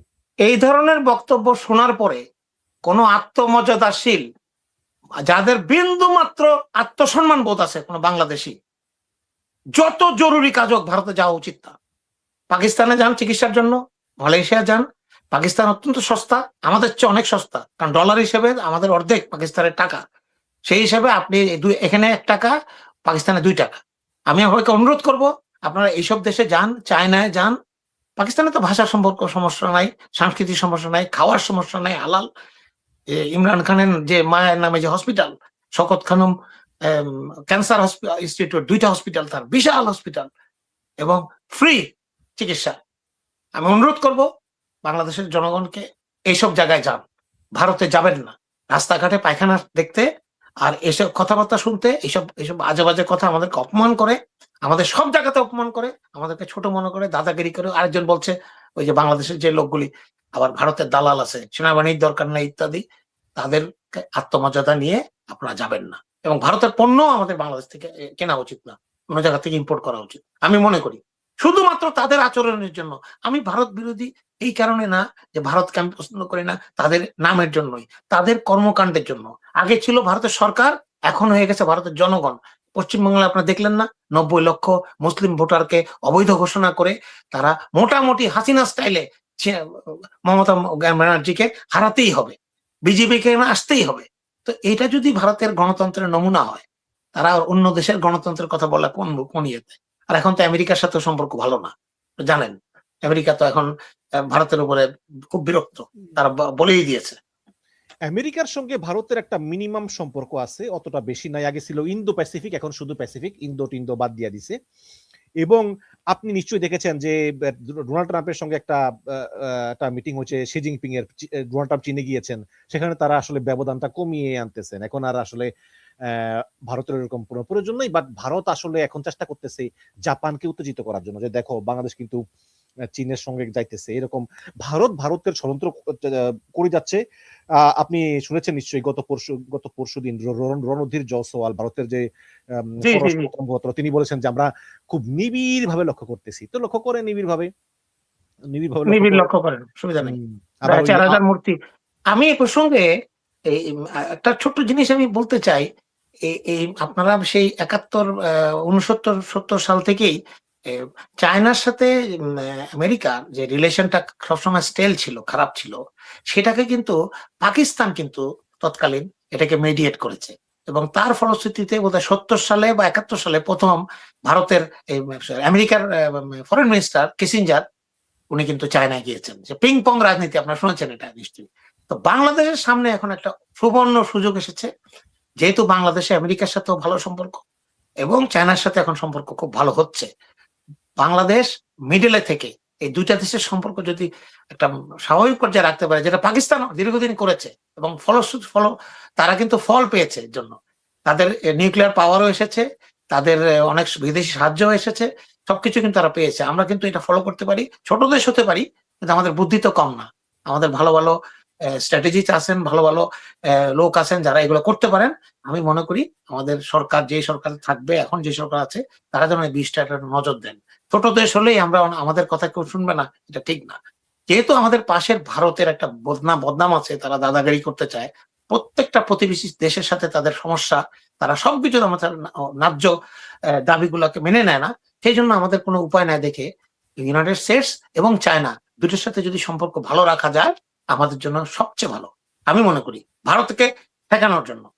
এখন অনেকেই বলতেছেন, মানে আমি তো আসলে আপনিও শোনেন, আমিও শুনি, আমরা কিন্তু অনেকের টক শো শুনি, আমরা নিজেরাও করি টক শো শুনি। মানে অনেকেই বলতেছেন যে চীন যে দুটা জিনিস চায় মোটা দাগে, একটা হচ্ছে বেল্ট অ্যান্ড রোড ইনিশিয়েটিভে যুক্ত, যেটা আপনি নিজেই বললেন, কুনমিং থেকে একদম টেকনাফ পর্যন্ত, আর দ্বিতীয়টা হচ্ছে ওই যে তিস্তা প্রকল্প। এবং এই দুইটাই কিন্তু মানে ভারতীয়রা মনে করে যে হাইলি সেন্সিটিভ, এবং তারা যে কোনো মূল্যে, তারা যে কোনো ভাবে চেষ্টা করবে এটা বন্ধ করার জন্য। এর কারণ হচ্ছে আমরা কিন্তু ভারত থেকে প্রচুর পণ্য এখনো কিনি, বিশেষ করে আমাদের কাঁচামালগুলো কিনি, আমাদের ওই যে বিভিন্ন পণ্যগুলো কিনি, খাবার দাবার কিনি, শস্য কিনি, যেটা ভারত থেকে সরাসরি একদম ট্রাকে চলে আসে, কামরান বাজার, কোনো গোডাউন খরচ লাগে না, অনেক কম খরচে। এই যদি চীন থেকে একই ফ্যাসিলিটি হয়, যে একদম দিনে দিন চলে আসলো, তাহলে এটা ভারতের জন্য খারাপ। আর তিস্তা প্রকল্প যেখানে ওই যে চিকেন নেকের কাছে, তো এগুলো ভারত আসলে অবশ্যই চাইবে বাধা দিতে, কিন্তু সেক্ষেত্রে কি আসলে ভারত ওই পজিশনে আছে যে বাংলাদেশ সরকারকে চাপ দিয়ে বন্ধ করতে পারবে? না না, চাপ দিয়ে বন্ধ করার পজিশন, এটা 2-3 সপ্তাহ আগে বললো একটু বিশ্বাস করতাম, শঙ্কা করতাম, এখন আর বিশ্বাস করি না। ভারতকে যেটা করতে হবে, বাংলাদেশের জনগণের আস্থা অর্জন করতে হবে যদি বন্ধু হিসাবে জানা যায়। আমি কিন্তু একটা ইন্টারেস্টিং কথা, আমি কিন্তু ভারত এবং পাকিস্তান দুই দেশে গিয়েছি, আল্লাহ আমার সুযোগ দিয়েছে। আমি দুই দেশের মানুষের জনগণের কথা বলছি, আমি সরকারের কথা বলবো না, সরকার পরিবর্তন হয়, জনগণের মনস্তাত্ত্বিক ব্যবহারটা যা দেখেছি দুইটা দেশে সম্পূর্ণ বিপরীত। আমি ভারতের বিভিন্ন জায়গায় গিয়েছি, সেখানে আমি যে ওয়েলকামিংটা মনে করেছিলাম তারা করবে, আমাদের দেশের সবচেয়ে বড় বন্ধু রাষ্ট্র, স্বাধীনতা যুদ্ধে সহায়তাকারী, তারা আমাদেরকে এখনো মনে করে আমরা অকৃতজ্ঞ এবং আমরা তাদের সঠিক, আমি বলছি 20-25 বছর আগের কথা, সঠিক তাদেরকে ট্রিটমেন্ট দেওয়া হচ্ছে না। আমাদেরকে তারা মুক্তিযুদ্ধে এত লোক হেল্প করেছে, আমরা নাকি তাদেরকে অকৃতজ্ঞ। এবং পাকিস্তানে যেখানে আমাদেরকে বলা হয়েছে ছোটবেলা থেকে আমাদেরকে শেখানো হয়েছে এরা শত্রু রাষ্ট্র, সেখানে আমি যেখানে গিয়েছি, সেটা হোক করাচি, হোক ইসলামাবাদ, রাওয়ালপিন্ডি, লাহোর, এগুলাতে গিয়েছি, যখনই বলেছি আমি বাংলাদেশ থেকে এসেছি, তারা চেয়ার দিয়েছে, তারা সম্মান করেছে। কি পর্যন্ত সম্মান করেছে, এটা কোনো দোকানে হোক, কোনো অফিসে হোক, তারা খুবই আনন্দিত যে আমার ভাই এসছে। দেখেন, জনগণ টু জনগণ, সরকার টু সরকার কিন্তু সেম জিনিস না। তো আমি ওয়েলকামিং এরকম একটা জিনিস, আমি তো আমার পরিবার নিয়ে ইনশাল্লাহ আমি কিছুদিন মধ্যে আমি অত একটা ট্রিপ আমরা যাব, আমরা পাকিস্তান, আমি তাদেরকে পাকিস্তানে দেখাবো, নিয়ে যাবো। ইউনূস সরকারের আমলে স্কলারশিপ দিচ্ছে তো 1000 মেডিকেল স্টুডেন্ট পাকিস্তানে ফ্রি লেখাপড়া করতেছে, মেডিকেল স্টুডেন্ট। জি, না এটা তো হওয়া উচিত। আমার কথা যে ঐতিহাসিক জিনিসগুলি যেগুলি বিভিন্ন রকমের মানে প্ল্যানিং এর মধ্যে তো হয়েছে, এটা সত্য কথা, এটা কোনো বৈষম্য টৈষম্য ইত্যাদি, হ্যাঁ, যা কিছু বাংলাদেশে এখন দেখতে পাচ্ছি আমি, বড় বড় জিনিসগুলো এখনো আছে, সংসদ ভবন শুরু করে ঢাকা ইউনিভার্সিটি থেকে চিটাং ইউনিভার্সিটি, আপনি তো জাননি কোনো চিটাং ইউনিভার্সিটি, এর চেয়ে সুন্দর ইউনিভার্সিটি, এর চেয়ে পাহাড়ের ভিতরে এত সুন্দর স্থাপত্য আপনার বাংলাদেশের কোথাও কোনো জায়গায় সম্ভব হবে না বানানো তখনকার সময়। আমার একটা প্রশ্ন কি, যে ভারত তো পরাশক্তি হতে চায়, যেমন আমরা পরাশক্তি বলতে বুঝি আমেরিকা, রাশিয়া, চায়না, ইংল্যান্ড বা মানে যুক্তরাজ্য, ফ্রান্স, এগুলো। তাহলে যে দেখেন, আমেরিকান কোন নাগরিক, চীনের কোন নাগরিক কোনদিন বাংলাদেশের বিরুদ্ধে একটা কথা বলছে? বলে নাই তো, বলে না। কারণ পরাশক্তি গুলো ওই ধরনেরই, তারা খুব চুপচাপ থাকে, তারা কিছু হজম করে, ম্যাচিউর আচরণ করে। আর ভারত দেখবেন পায়ে পাড়া দিয়ে ঝগড়া করে, ওরা নাকি ভাই পরাশক্তি হতে চায়। ওই পাড়ার ইট ভাঙ্গা মাতারির মতো তাদের আচরণ, তাদের সেবা দাসী যে শেখ হাসিনাও সেমই ছিল, ব্যবহার খুব খারাপ। আপনি কি কখনো শুনেছেন এ পর্যন্ত, এখনো পর্যন্ত কোনো ভিডিও, কোনো অডিও, কোনো কিছুতে শুনেছেন বেগম খালেদা জিয়া শেখ হাসিনা বা তার পরিবারকে নিয়ে একটা কথা বলেছেন? এমনকি তারেক রহমান, তিনি কিন্তু এখন পর্যন্ত ডেলিভারিটলি হাসিনা আওয়ামী লীগ এই শব্দ তিনি একটা বার, লন্ডনে থাকা অবস্থাতে উনি শেখ মুজিবের ব্যাপারে, ঐতিহাসিক ব্যাপারে কথা বলেছেন, উনি ইতিহাস বিবেচনা করেছেন, কিন্তু বেগম খালেদা জিয়াকে শুনেছেন কোনোদিনও? বা জিয়া রহমানের কোনো ভিডিও, অডিও, কোনো ইত্তেফাকের নিউজ কি আছে যে উনি কোনো একটা কথা ব্যক্তিগতভাবে শেখ পরিবারকে নিয়ে বলেছেন যে শেখ পরিবার এরকম করতো, তারা দুর্নীতি করতো, তারা দেশের এত লক্ষ লোক মারা গেছে ওই সময়, সোনার মুকুট দিয়ে বিয়ে, শেখ কামালের বিয়ে হলো, এত টাকা খরচ করে বিয়ে হলো যখন দুর্ভিক্ষ চলছে, এগুলো কি ওনারা বলেছেন? এইটা হলো পারিবারিক শিক্ষা। কিন্তু শেখ হাসিনার আমি আপনাকে কমপক্ষে 100টা ভিডিও দিতে পারবো, আমার কাছেই আছে, সবগুলোতে খালেদা জিয়ার ব্যক্তিগত কথা, খালেদা জিয়া কখন ঘুম থেকে উঠে, খালেদা জিয়াকে রাত্রে কি পানি খায় না অন্য কিছু খায় না কি করে, লিভার কেন পচে, লিভার পচার কি উনি এগুলা ব্যাখ্যা দিতেন। এখন আমি তাহলে কিভাবে, একটা সাধারণ মানুষও যদি হই, আমি বিএনপি সাপোর্ট না করি, আমি তো অবশ্যই বলবো যে এটা একটা ভদ্র মহিলা, উনি কারো ব্যাপারে মন্তব্য করেন না, উনি শান্ত, ভদ্র, এবং ওই যে বললেন সুপার পাওয়ার যারা আছে ওয়ার্ল্ডের বিশ্ব শক্তি, তাদের অনেক আচরণের মধ্যে অনেক শালীনতা, অনেক ভদ্রতা থাকতে হয়। আপনি যত বড় হবেন, গাছ যত বড় হবে, তাকে তত নিয়ে আসতে হয়, হাম্বল হতে হয়। আর ছোট গাছ দেখবেন যা ফালাফালি করে, যেটা অন্যের উপরে পরগাছা, তাদের দেখবেন যে এদিকে উঠে যায়, ওদিকে উঠে যায়, কারণ তাদের কোনো ব্যালেন্স নাই, তাদের কোনো স্থান নাই। তো এইখানে হলো রাজনীতির পার্থক্যটা। তারেক রহমান তার বাবা মার মতোই শালীন ভাবে উনি 3-4 মাস সময় নিচ্ছেন, এখনো সময় নিচ্ছেন, উনি বুঝছেন। আমরা তার জন্য সবসময় সাপোর্ট দেব এবং আমরা তাকে অ্যাডভাইস করব।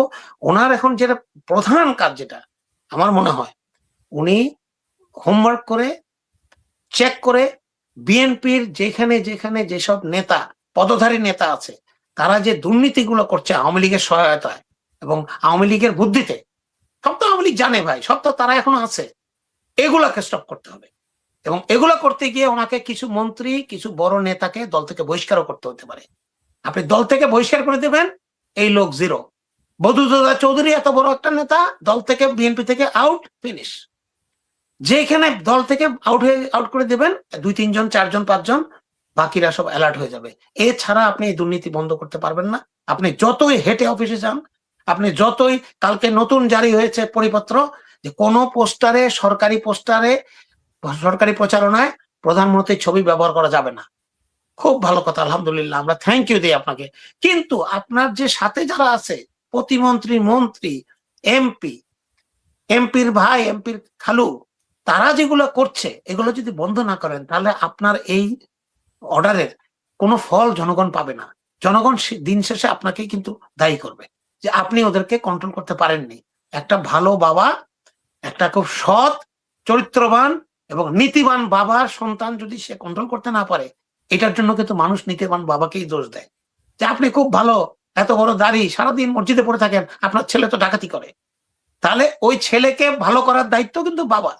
বাবা চলে গেল, তারেক রহমান এখন দেশের অভিভাবক, ওনাকে এটাও মাথায় রাখতে হবে। এটা মাথায় রেখে উনি যদি কিছু কিছু কয়েকটা জায়গাতে ভাত টিপতে, কিন্তু হয়েছে কিনা পুরা ভাত সবগুলো দেখতে হয় না, দুইটা একটা দেখলেই বোঝা যায় ভাত রান্না হয়ে গেছে কিনা, ওনারা জানেন। এবং কারা কারা এগুলোতে ছিলেন, ইউনিফর্ম মনি টনি টাইপের, যেগুলো দলের থেকে দলের ক্ষতি করছে, তাদেরকে আপনারা ব্যবস্থা নেন, বাকিরা সাবধান হয়ে যাবে। এটাই রাজনীতি। আমার মনে হয় আওয়ামী লীগের দুইটা পার্ট আছে। একটা গ্রুপ চায় আসলে জুলাইকে ধারণ করতে, আর একটা গ্রুপ চায় ওই আওয়ামী লীগের মতো বিএনপি দুইটা গ্রুপ আছে। একটা চায় আওয়ামী লীগের মতো থাকতে, আর একটা চায় আরেকটা জুলাইকে বুকে ধারণ করে। এখন তারেক রহমানের উচিত যে যেটা যারা জুলাইকে ধারণ করে তাদেরকে বেশি দিতে।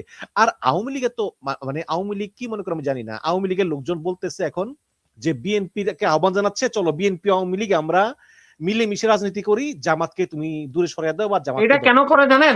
এই কথাগুলো ওরা বলে কেন, মানে ওদের কথা বলার পিছনে কারণ বা কোনো মনস্তাত্ত্বিক রিজনটা কি?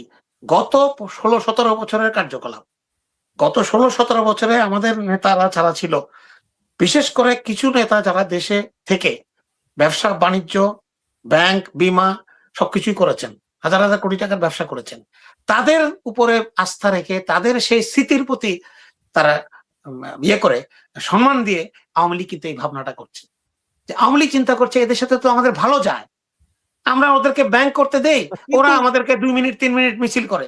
তারেক রহমান কি পাগল? তারেক রহমান কি জানে না যে আওয়ামী লীগ 15-16 বছরে কি করছে তার উপরে? উনি সব জানে। উনি যতই ব্যক্তিগতভাবে ক্ষমা করে দিক, কিন্তু কিছু কিছু জিনিস, এস আলম যেন দেশের আপনার অর্থনীতি ধ্বংস করেছে, শেখ হাসিনাকে হেল্প করেছে এই রেজিমকে টিকিয়ে রাখতে, এবং লুট করেছে, তাদেরকে কোনোভাবেই ক্ষমা করা যাবে না, যতই আত্মীয়। মারুফ, এখানে একটা কথা আছে, বিএনপির একদম তৃণমূল, মানে একদম তৃণমূল কিন্তু আবার আওয়ামী লীগের প্রতি খুবই ক্ষিপ্ত। তারা কিন্তু আওয়ামী লীগকে ক্ষমা করতে চায় না, কিন্তু আওয়ামী লীগের প্রতি সফট হচ্ছে এই মাঝারি কিছু বিএনপি নেতারা, যারা আসলে দুর্নীতি করতে চায়, যারা ওই আওয়ামী লীগের স্টাইলে চলতে চায় আর কি। এই যে জুলাইটা যদি না আসতো, এই জুলাইটা, স্পেশালি আজকে তো জুলাইয়ের 6 তারিখ, এই 5 তারিখ, এটা যদি না আসতো তাহলে কিন্তু আমরা কিছু কিছু ভালো সাইড আবার কিন্তু পেয়েছি। এই নীলুফার মনিরা যখন টকশোতে যে জুলাইয়ের বিভিন্ন জুলাই ষড়যন্ত্র কিনা, ডিজাইন কিনা, স্নাইপার কে, কোন স্নাইপার ছিল না ইত্যাদি বলে, তখন কিন্তু এতদিন পর্যন্ত যে ছাত্র দলের নেতারা কোনো কথা বলেনি, এখন কিন্তু ছাত্র দলের সভাপতি একেবারে ওপেনলি বলেছে, ঘৃণা ভরে তারা এই কথা প্রত্যাখ্যান করেছে। আর সাধারণ সম্পাদক আজকে বিবৃতি দিয়েছে যে আওয়ামী লীগের প্রত্যেকটা অফিস ছাত্র দল জ্বালিয়েছে, নিজেরাই বলছে। এতদিন কিন্তু এগুলো বলেনি, কারণ আওয়ামী লীগের সাথে আবিদ বলছে জিহ্বা ছিঁড়ে ফেলতে হবে। আবিদ, হ্যাঁ, এই জিনিসগুলো একটা, মানে আমি মনে করি এই যে তৃণমূল যে বলছেন তারা আওয়ামী লীগকে পছন্দ করে না, তৃণমূলই তো দলের প্রাণ। এটা তারেক রহমানও জানেন, উনি সময় নিচ্ছেন, উনি সব বুঝেন। ওনার সাথে যে লোকগুলো আছে, কিছু লোক আছে ওনার সাথে লন্ডন থেকে গেছেন কয়েকজন, তারা খুব মেধাবী, তাদেরকে চিনি, তাদেরকে উনি রেখেছেন। আর বাংলাদেশে যারা ছিল, যারা নতুন নতুন উদয় হয়েছেন, মীর শাহ আলম টাইপের বা বন্ধু বান্ধব টাইপের, এগুলোর ব্যবস্থা উনি নিবেন, এটা শিওর। জিয়া রহমানের ইতিহাস ওনার কাছে আছে, উনি একই লোকের সন্তান, একই মহিলার সন্তান, যে 2 জন ছিলেন আমাদের। উনি অবশ্যই ওনার বাবা মার সম্মানার্থে হলেও উনি ব্যবস্থা নিবেন, নিতেই হবে, কারণ ওনার নিজের ব্যক্তিগতভাবে চাওয়া পাওয়ার কিছু নাই। উনি যে বাংলাদেশে ফেরত যাবেন, বাংলাদেশের প্রধানমন্ত্রী হবেন, এটা কখনোই উনি জীবনেও কোনোদিন আশাও করেননি, এবং উনি এটা লোভীও না, উনি লোভী মানুষ না। ওনাকে তো আপনি দেখেছেন, আপনি তো কোনো সন্দেহ উনি খুব সাধারণ জীবনযাপন করেন, সাধারণ স্নিকার পরেন, ওনার কাপড় চোপড় চলাফেরা খুব সাধারণ। এবং এখানে যারা ওনার বাসায় গেছে, লন্ডনে গেছে, তারাও বলেছেন যে উনি খুব সাধারণ জীবনযাপন করেন, খাওয়া দাওয়া ইত্যাদি সাধারণ। মানে ওনার মধ্যে ওগুলা নাই, হাই ফাই এগুলা, আমাকে এটা করতে হবে ওইটা করতে নাই। তো এইটা যেন ওনার দলের মধ্যে, ওনার দলের লোকজনের মধ্যে এটা যেন উনি সঞ্চালিত করেন, তাদেরকে যেন উদ্বুদ্ধ করেন, যারা সৎ, যারা সত্যি সত্যি জিয়া রহমানকে ভালোবাসে, দলকে ভালোবাসে, মিনিমাম ভাবে তারা সৎ, মানে মানুষকে খুবলে খাবে না, তাদেরকে যেন উনি ক্ষমতায় বিভিন্ন জায়গাতে দেন। যারা লোভী, যারা আগে টাকা খেয়েছে এখনো খাবে, আবার টাকা দিয়ে প্রমোশন চাচ্ছে, টাকা দিয়ে পোস্ট চাচ্ছে, তাদের ব্যাপারে যেন উনি সতর্ক থাকেন। এটা আমার পক্ষ থেকে ওনার প্রতি বিশেষভাবে অনুরোধ। আর একটা কথা না বললেই না, রিসেন্টলি যে অর্ডারটা বের হয়েছে 150 জন সামরিক বাহিনীর সাবেক অফিসার, এর মধ্যে আমার 3-4 জন কোর্সমেট আছে, ব্রিগেডিয়ার জেনারেল আজমি আছে, কালকে কথা হলো অনেকক্ষণ। আমি বললাম আপনি কি এটা করতে পারেন না? না না, আমি তো হাসিনার আমলে চাকরিচ্যুত না, আমি তো তারা অনেক আগে ছেড়ে দিয়েছি। তো তাদেরকে যেটা করেছেন এই জন্য আমি ডিফেন্স টাকাও পাবে নগদ। এইটা নিয়ে একটু বলছি মজার কথা। Defence secretary, defence adviser brigadier Shams, তাকে ধন্যবাদ জানাই। 21 লঙ্কার অফিসার, খুব ভালো, কুমিল্লা ক্যাট কলেজে পড়তো, আমার সাথে পরিচয় আছে ভালো। প্লাস আমাদের সেনা প্রধান জেনারেল ওয়াকার, আবার সেনা প্রধানকে ধন্যবাদ জানাই। সর্বোপরি তারেক রহমানকে শুভেচ্ছা জানাই যে এই অন্যায় অবিচারগুলোকে যে উনি অ্যাড্রেস করেছেন এবং এটাকে যে উনি ত্বরিতভাবে ব্যবস্থা নিয়েছেন, এটার জন্য আমরা অন্যায়, যদি আপনি অন্যায়ের প্রতিবাদে সুবিচার করতে পারেন, এটাই হলো ইনসাফ ইসলামে বলে। তো ব্রিগেডিয়ার জেনারেল আজমিকে বললাম যে 1 কোটি টাকা তো ফাও পাইতেছেন, এনে কিছু অর্ধেক আমাদেরকে দেন, তুমি পুরাটাই নাও, কোনো অসুবিধা নেই। আমার খুব ভালোবাসেন, আমাকে খুব মায়া করেন এবং আমাকে অনেক অনেক কিছু আমাকে বলেন, মজা করে বলি আর কি। ওই 150 জনের ভিতর কি হাসিনুর রহমানের নাম আছে নাকি? আছে আছে আছে। আচ্ছা আচ্ছা আচ্ছা। হাসিনুর রহমান আছে, তারপরে আরো অফিসার যারা মানুষ চিনে না, মানে চিন্তা ছিল যে হাসান নাসির, চিন্তা ছিল যে হয়তো বিএনপি আসলে ওনাদেরকে হয়তো মূল্য না করতে পারে, এটা চিন্তা ছিল। না না না, ওইটা তো সত্যি কথা, তার ব্রিগেডিয়ার জেনারেলের পদ ঠিক আছে সবকিছুই। আবার এইটাতে কি হয়েছে, বিশেষ করে হাসিনুর রহমানকে তো আপনারা নাম জানেন, জেনারেল আজমির নাম জানেন, সবাই চিনে, তারা মানে গুম হয়েছিল। কিন্তু যেসব অফিসাররা আপনার বিএনপির ঘরানার কিংবা আওয়ামী লীগ করে না বা দুর্নীতি করতে চায় না বা আল্লাহওয়ালা, তাদেরকে কিন্তু এভাবে অনেক অফিসারকে চাকরিচ্যুত করা হয়েছে এবং তারা সোশ্যাল মিডিয়াতে আসে না, এজন্য আমরা চিনিও না। হ্যাঁ, চিনে না, এরকম অনেক আছে, অনেকে আমরা চিনি। আবার আপনার লন্ডনে থাকে আমাদের ওয়াহিদুল নবী, ওই সে বিমান বাহিনীর অফিসার, সে প্রমোশন পেয়ে তাকে আবার চাকরি নিয়ে তাকে তো অব্যাহতি দেওয়া হয়েছিল। আপনি তো চিনেন ওয়াহিদুল নবীকে, চেনেন না? লন্ডনে থাকে তো, দেখলে চিনবো হয়তো বা। বিমান বাহিনী, ওই তো সে তো আপনার সাথে পরিচয় করে দিব আমি। ওই যে আপনার বিমান বাহিনী অফিসার, ওই বিএনপির খালেদা জিয়ার ইয়েতে ছিল তো, নিরাপত্তা স্কোয়াডে ছিল অনেকদিন, ইউএস বাংলার প্লেন চালাইতো, পরে ওখান থেকে তাকে চাকরিচ্যুত করছে।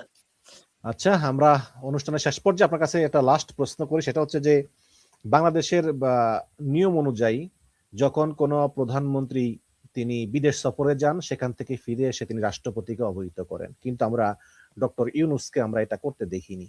তিনি কখনোই রাষ্ট্রপতি শাহাবুদ্দিনের কাছে গিয়ে তাকে অবহিত করতেন না।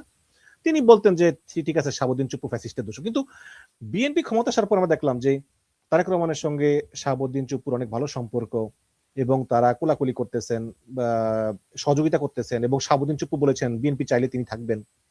কিন্তু এই শাহাবুদ্দিন চুপ্পু লন্ডন যাওয়ার পর থেকে দেখলাম, লন্ডন থেকে ফিরে আসার পর থেকে দেখলাম কেমন যেন একটা মানে সম্পর্ক খারাপ। বিশেষ করে এই ঈদুল আজহার আর যে নামাজে ঈদগাহ মাঠে, সেখানেও চুপ্পুর আসন কয়েকটা আসন পরে ছিল, যেটা রোজার ঈদের সময় দেখেছি খুব দরমরম, কিন্তু কোরবানির ঈদের সময় একসঙ্গে মানে থাকলো না। এবং তারেক রহমান চীন থেকে আসলেন আজকে 10, 12, 15 দিন হয়ে গেল, এখনো পর্যন্ত তিনি বঙ্গভবনে গিয়ে রাষ্ট্রপতি চুপ্পুকে সফর বিষয়ে অর্জনগুলো অবহিত করেননি। আপনি বিষয়টি কিভাবে দেখছেন? এই জিনিসটা আসলে এখানে মধ্যে দুইটা জিনিস হলো, একটা হলো যে নর্মাল রাজনৈতিক যে সম্পর্কটা, একটা হলো ওই যে যেটা আর কি বলে রাষ্ট্রীয় শিষ্টাচার, সিস্টেম আছে যে ওখানে অবহিত করতে হয়। শাহাবুদ্দিন চুপ্পু উনি বেশি দিন না, আমার মনে হয় না উনি আর প্রধান রাষ্ট্রপতি থাকবেন, কারণ অটোমেটিকলি এটা তো দলীয় রাষ্ট্রপতি না, এবং ওনার যাওয়ার উনিও জানেন এটা। এবং কালকেও তো ওনার সাথে দেখা হয়েছে প্রধানমন্ত্রী, তারা কুশল বিনিময় করলেন। পিজিআর এর প্রেসিডেন্ট গার্ড রেজিমেন্টের 51তম প্রতিষ্ঠা বার্ষিকীতে তো কালকে দেখা হয়েছে, তো প্রধানমন্ত্রীও ছিল, রাষ্ট্রপতিও ছিল, দুজনেই ছিল। কিন্তু ওখানে উনি কেন এখনো বঙ্গভবনে গিয়ে অবহিত করতে হয়? হ্যাঁ, মানে আপনি বলছেন যে নিয়ম অফাইট, এটা হয়তো উনি এখনো সময় শেষ হয়ে যায়নি, করবেন কি করবেন না, আমি এটা তার নাকি ব্যাপার। এমন হতে পারে যে আসলে তারেক রহমানও যে কোনো কারণে আসলে এই শাহাবুদ্দিনের উপর ক্ষিপ্ত, বা তিনি মনে করতেছেন না? দেখি, আসলে রাষ্ট্রপতি তো বাংলাদেশের ক্ষমতা নাই কোনো কিছু। হ্যাঁ, এটা হতে পারে, বাট আমি বললাম না, আমি কিছু কিছু ব্যক্তিগত প্রেফারেন্সও আছে, হয়তো উনি অ্যাভয়েড করতে চাচ্ছেন বা উনি এটাকে হাইলাইট করতে চাচ্ছেন না। তবে নিয়ম অনুযায়ী যদি যাওয়ার থাকে হয়তো উনি যাবেন, আর না গেলেও এটা কিন্তু ব্যত্যয় হবে কিনা তাও জানি না। তবে বিএনপির উচিত রাজনৈতিকভাবে নতুন রাষ্ট্রপতি নিযুক্ত। কিন্তু আমি যতটুকু জানি, আপনি হয়তো আমার সঙ্গে একমত হবেন, যে রাষ্ট্রপতি শাহাবুদ্দিন চুপ্পুর উপর কোনো পক্ষপাতিত্ব নাই। বিএনপি শুধু চায় যে রাষ্ট্রপতি চুপ্পুকে যদি আমরা একটা বছর রাখি, তাহলে একটা বছর পরে যদি আমাদের রাষ্ট্রপতি নিয়োগ দেয়, তাহলে ওই নির্বাচনের সময়টায় আমাদের রাষ্ট্রপতি থাকবে এবং রাষ্ট্রে একটা স্থিতিশীলতা থাকবে। এটাই চায়, এছাড়া আর কিছু না। আপনি মানে আপনার কথা ফেলেও দেওয়া যায় না। আবার এটা তাদের মাথায় নাও থাকতে পারে, 1 বছরের পরে রাষ্ট্রপতি থাকলে। এইগুলো তো বিএনপি আগেও করেছে, করার পরে কোনো ফল হয়নি, এগুলো ফল পাওয়া যায় না। বাট চুপ্পুকে রাখার তো যুক্তি আমি এছাড়া আর কিছু দেখি। আমার মনে হয় তারেক রহমান গুছিয়ে নিচ্ছেন, বুঝছেন? এই যে ভারতের সাথে সম্পর্ক, চায়নার সাথে এত বড় একটা ঐতিহাসিক সফর হলো এবং নতুন নতুন প্রজেক্ট গুলি, রাষ্ট্রপতির কোনো ক্ষমতা বিশেষ করে এখন বাংলাদেশে এমন কিছু নাই। এই জন্য হয়তো এটা উনি টাইম নিচ্ছেন, হতে পারে যে একটা নর্মাল ইস্যুকে এখন এটাকে নিয়ে গোতাগুতি না করে উনি হয়তো আগে প্রতিষ্ঠিত হয়ে দলকে গুছিয়ে, দলের লোকজনকে একটু ওয়ার্নিং দিয়ে তারপরে তো এটা করবেন। এবং আমি তো এটাও শুনেছি যে প্রফেসর ইউনূসও আসতে পারে রাষ্ট্রপতি হিসাবে, এখনো সম্ভাবনা আছে। বিশেষ করে মার্কিন যুক্তরাষ্ট্রের সাথে বিএনপির সম্পর্ক কিন্তু এখন অনেক ভালো, অনেক ভালো, এবং প্রফেসর ইউনূসের সময়ের সম্পর্ক থেকেও ভালো। কালকে তো প্রথমবারের মতো আপনি দেখেছেন 250 বছর পূর্তি কিন্তু বাংলাদেশের সংসদ ভবনের দক্ষিণ প্লাজায় হয়েছে। আমি দেখলাম যে জামাতের আমি ডক্টর শফিকুর রহমান গেলেন, আবার সাম্রাজ্যবাদী শক্তির বিরোধিতাকারী জুনায়েদ সাকিও গেলেন। হ্যাঁ, না ওগুলো ঠিক আছে, ওগুলো পলিটিক্যাল রিটোরিক। যেহেতু তারেক রহমান উনি অন্য কিছুতে বিজি ছিলেন, ওখানে ডেপুটি স্পিকার, উনিও খুব গুরুত্বপূর্ণ পদ। স্পিকার যেহেতু ইরানে গেছেন, উনি ওখানে ছিলেন সরকারের পক্ষ থেকে। আর একটা ছিমছাম সুন্দর অনুষ্ঠান হয়েছে, এতে করে আবার মনে করেন ভারত খুব বিরক্ত, অনেকেই বিরক্ত। বাংলাদেশ কি আমেরিকান বলয়ে চলে গেল কিনা, অনেকে বলছে স্বাধীনতা সার্বভৌমত্ব। আওয়ামী লীগের লোকজন বেশি, যে আওয়ামী লীগ ঘরানার, এই যে আপনি বলেছেন বাম ঘরানার, তারা কিন্তু খুব প্রতিবাদ করছে। তো তাদের কাছে আমি বলতে চাই, ঢাকা ইউনিভার্সিটির সিনেট অধিবেশনে যখন জনগণ মন গাওয়া হয়, ভারতে ভাগ্য বিধাতা, ভারতের জাতীয় সঙ্গীত গাওয়া হয়, তখন আপনারা কোথায় ছিলেন? আবার আমাদের যে কোম্পানির নাম রাখছে চার খলিফার নামে, ওদের সেনাবাহিনীর কোম্পানির নাম সব ওদের দেবদেবীর নামে, দেবতার নামে, ওদের দেবতার নামে, ওদের মিসাইল, ওদের যে প্লেন উঠার পরে পড়ে যায়, এগুলো তাদের নামে অর্জুন টর্জুন আছে। তো আমরা তো এগুলোর ব্যাপারে কথা বলি না। এইগুলো হীনমন্যতা। আমেরিকান 250 বছর পূর্তি স্বাধীনতার, ব্রিটেন থেকে, এটা একটা অনুষ্ঠান, একটা চা চক্র করলে কি স্বাধীনতা সার্বভৌমত্ব বাংলাদেশে নষ্ট হবে, এটা আমি বুঝি না। এটা আমার মাথায় খেলে না। এগুলো নিয়ে আসলে বারবারই করাটা, কথা বলাটাই উচিত না। আমেরিকার সাথে ভালো সম্পর্ক থাকলে আমাদের জন্য ভালো, আমাদের ব্যবসা বাণিজ্য সবকিছু ভালো। আর আমেরিকাকেও ভারতকেও সাইজ করা যায়, চায়নাও আমাদের সাথে এখন ভালো সম্পর্ক হোক না। আমরা চাই ভালো জিনিস, ভালো জিনিস চাই। তো আমেরিকান বার্থডে করলে, এখানে কেক কাটলে কি অসুবিধা আছে? আমি বুঝলাম না। আমেরিকাকে বাংলাদেশের এখন শত্রু রাষ্ট্র, বাংলাদেশের বন্ধু রাষ্ট্র। আর যখন ওই যে মোমেন্ট বলতেছে আমি ভারতে গিয়ে বলেছি শেখ হাসিনাকে টিকিয়ে রাখতে, তখন আর সার্বভৌমত্ব নষ্ট না, আমরা স্বামী স্ত্রীর সম্পর্ক, আমাদের জয় ভারতের জয়, ভারতের জয় আমাদের জয়, এগুলো তো অসুবিধা হয় না, তখন কিন্তু ঠিক থাকে। কথা বলি যে কোন দেশ যদি মুসলমান বা ইসলামিক ঘোষণা করে, ভারত হিন্দুত্ববাদীরা মনে করে যে ও হায় হায় হায় হায় দেশ শেষ হয়ে গেছে, এটা ব্যর্থ রাষ্ট্র হবে। সমস্ত এই পৃথিবীতে 49টা মুসলমান দেশ আছে, তার ভিতরে 17টা নিজেদেরকে ইসলামিক রিপাবলিক ঘোষণা করছে। 17টা, এই 17টার ভিতরে 8টা, এই 17টা দেশে কিন্তু ভারতের চেয়ে ওদের যে সোশ্যাল যে ইন্ডেক্স বা ওই যে মানে ওই যে জনগণের জীবনযাপনের যে ইন্ডেক্স গুলা ইউনেস্কো কর্তৃক ঘোষিত, এগুলো সব মানে ভারতের চাইতে বেশি। এবং 8টা দেশের ইন্ডেক্স হচ্ছে ইউরোপ আমেরিকার মতো, এত উন্নত। এখন অনেকে বলতে পারেন যে ওদের তো তেল আছে, তেল তো ভাই ভেনেজুয়েলারও আছে, কিন্তু ভেনেজুয়েলার তো পারে নাই। কাজেই ইসলামিক হলেই যে দেশটা ধ্বংস হয়ে যাবে এটা কিন্তু না। না, ভারত তো দ্বিচারিতা দেশ হিসাবে ডাবল ট্রিপল স্ট্যান্ডার্ড বহন করে। একদিকে ভারতের 26টা রাজ্যে কোনো গরু জবাই করা যাবে না, কোরবানি না, খালি গরু জবাই নিষিদ্ধ। আবার ভারতই বিশ্বের দ্বিতীয় বৃহত্তম গরুর মাংস রপ্তানিকারক। মাকে জবাই করা যাবে না, কিন্তু মাকে জবাই করে বিদেশে রপ্তানি করা যাবে, আমেরিকাতে হ্যামবার্গার বানানো যাবে, এটা অসুবিধা নাই। আবার আরেকটা শুনলাম দেখেন কিরকম তাদের ডুয়েল এটা হলো এক সাইড। আরেক সাইড হলো তারা মুখে বলছে একরকম, কাজে করে আরেক রকম। মুখে বলছে যে আমরা ইসলাম তারা পছন্দ করে না, কিছু করে না, এবং এখানে অবশ্যই ইসলামিক রাষ্ট্রগুলো দায়ী। অথচ মিডল ইস্টের মধ্যে সবচেয়ে বেশি ভারতের লোক কাজ করে। দুবাইতে তো ভারতের ইন্ডিয়ানদের যাওয়া জ্বালা এখন হাঁটা যায় না রাস্তাঘাটে। তাহলে এই আপনারা যে দুবাইতে যে আর মুসলিম কান্ট্রিতে যে এখানে যেখানে কন্টিনিউ সারাদিন আজান হচ্ছে এবং ওপেন নামাজ হচ্ছে, দোকানপাট ফেলে মানুষ নামাজে যাচ্ছে, এখানে যে আপনাদের কাজ করতে কষ্ট হয় না? খালি দিল্লিতে কেউ নামাজ পড়লে লাথি মেরে উঠে দিতে হয়, ওখানে পাঠান না উঠেতে? ভারতীয়দেরকে বলছি, ভারত তারা তো ডাবল স্ট্যান্ডার্ড মেনটেন করে। আবার আমাদের মুসলিম রাষ্ট্রগুলো যেগুলো আপনি বললেন তেল আছে ইত্যাদি আছে, তাদেরও ওই যে সম্মানের লজ্জা শরমের কিছু আছে। আমার একটা বিশ্বের যে কোনো প্রান্তে একজন মুসলমান যদি নির্যাতিত হয়, আমি হিন্দু যদি নির্যাতিত হয়, আমরা তাদের প্রতিবাদ করব। বাট মুসলমানরা আমার ভাই, তাদেরকে নির্যাতন করলে, তাদেরকে অত্যাচার করলে, ফিলিস্তিনকে অত্যাচার করলে আমরা কষ্ট পাই।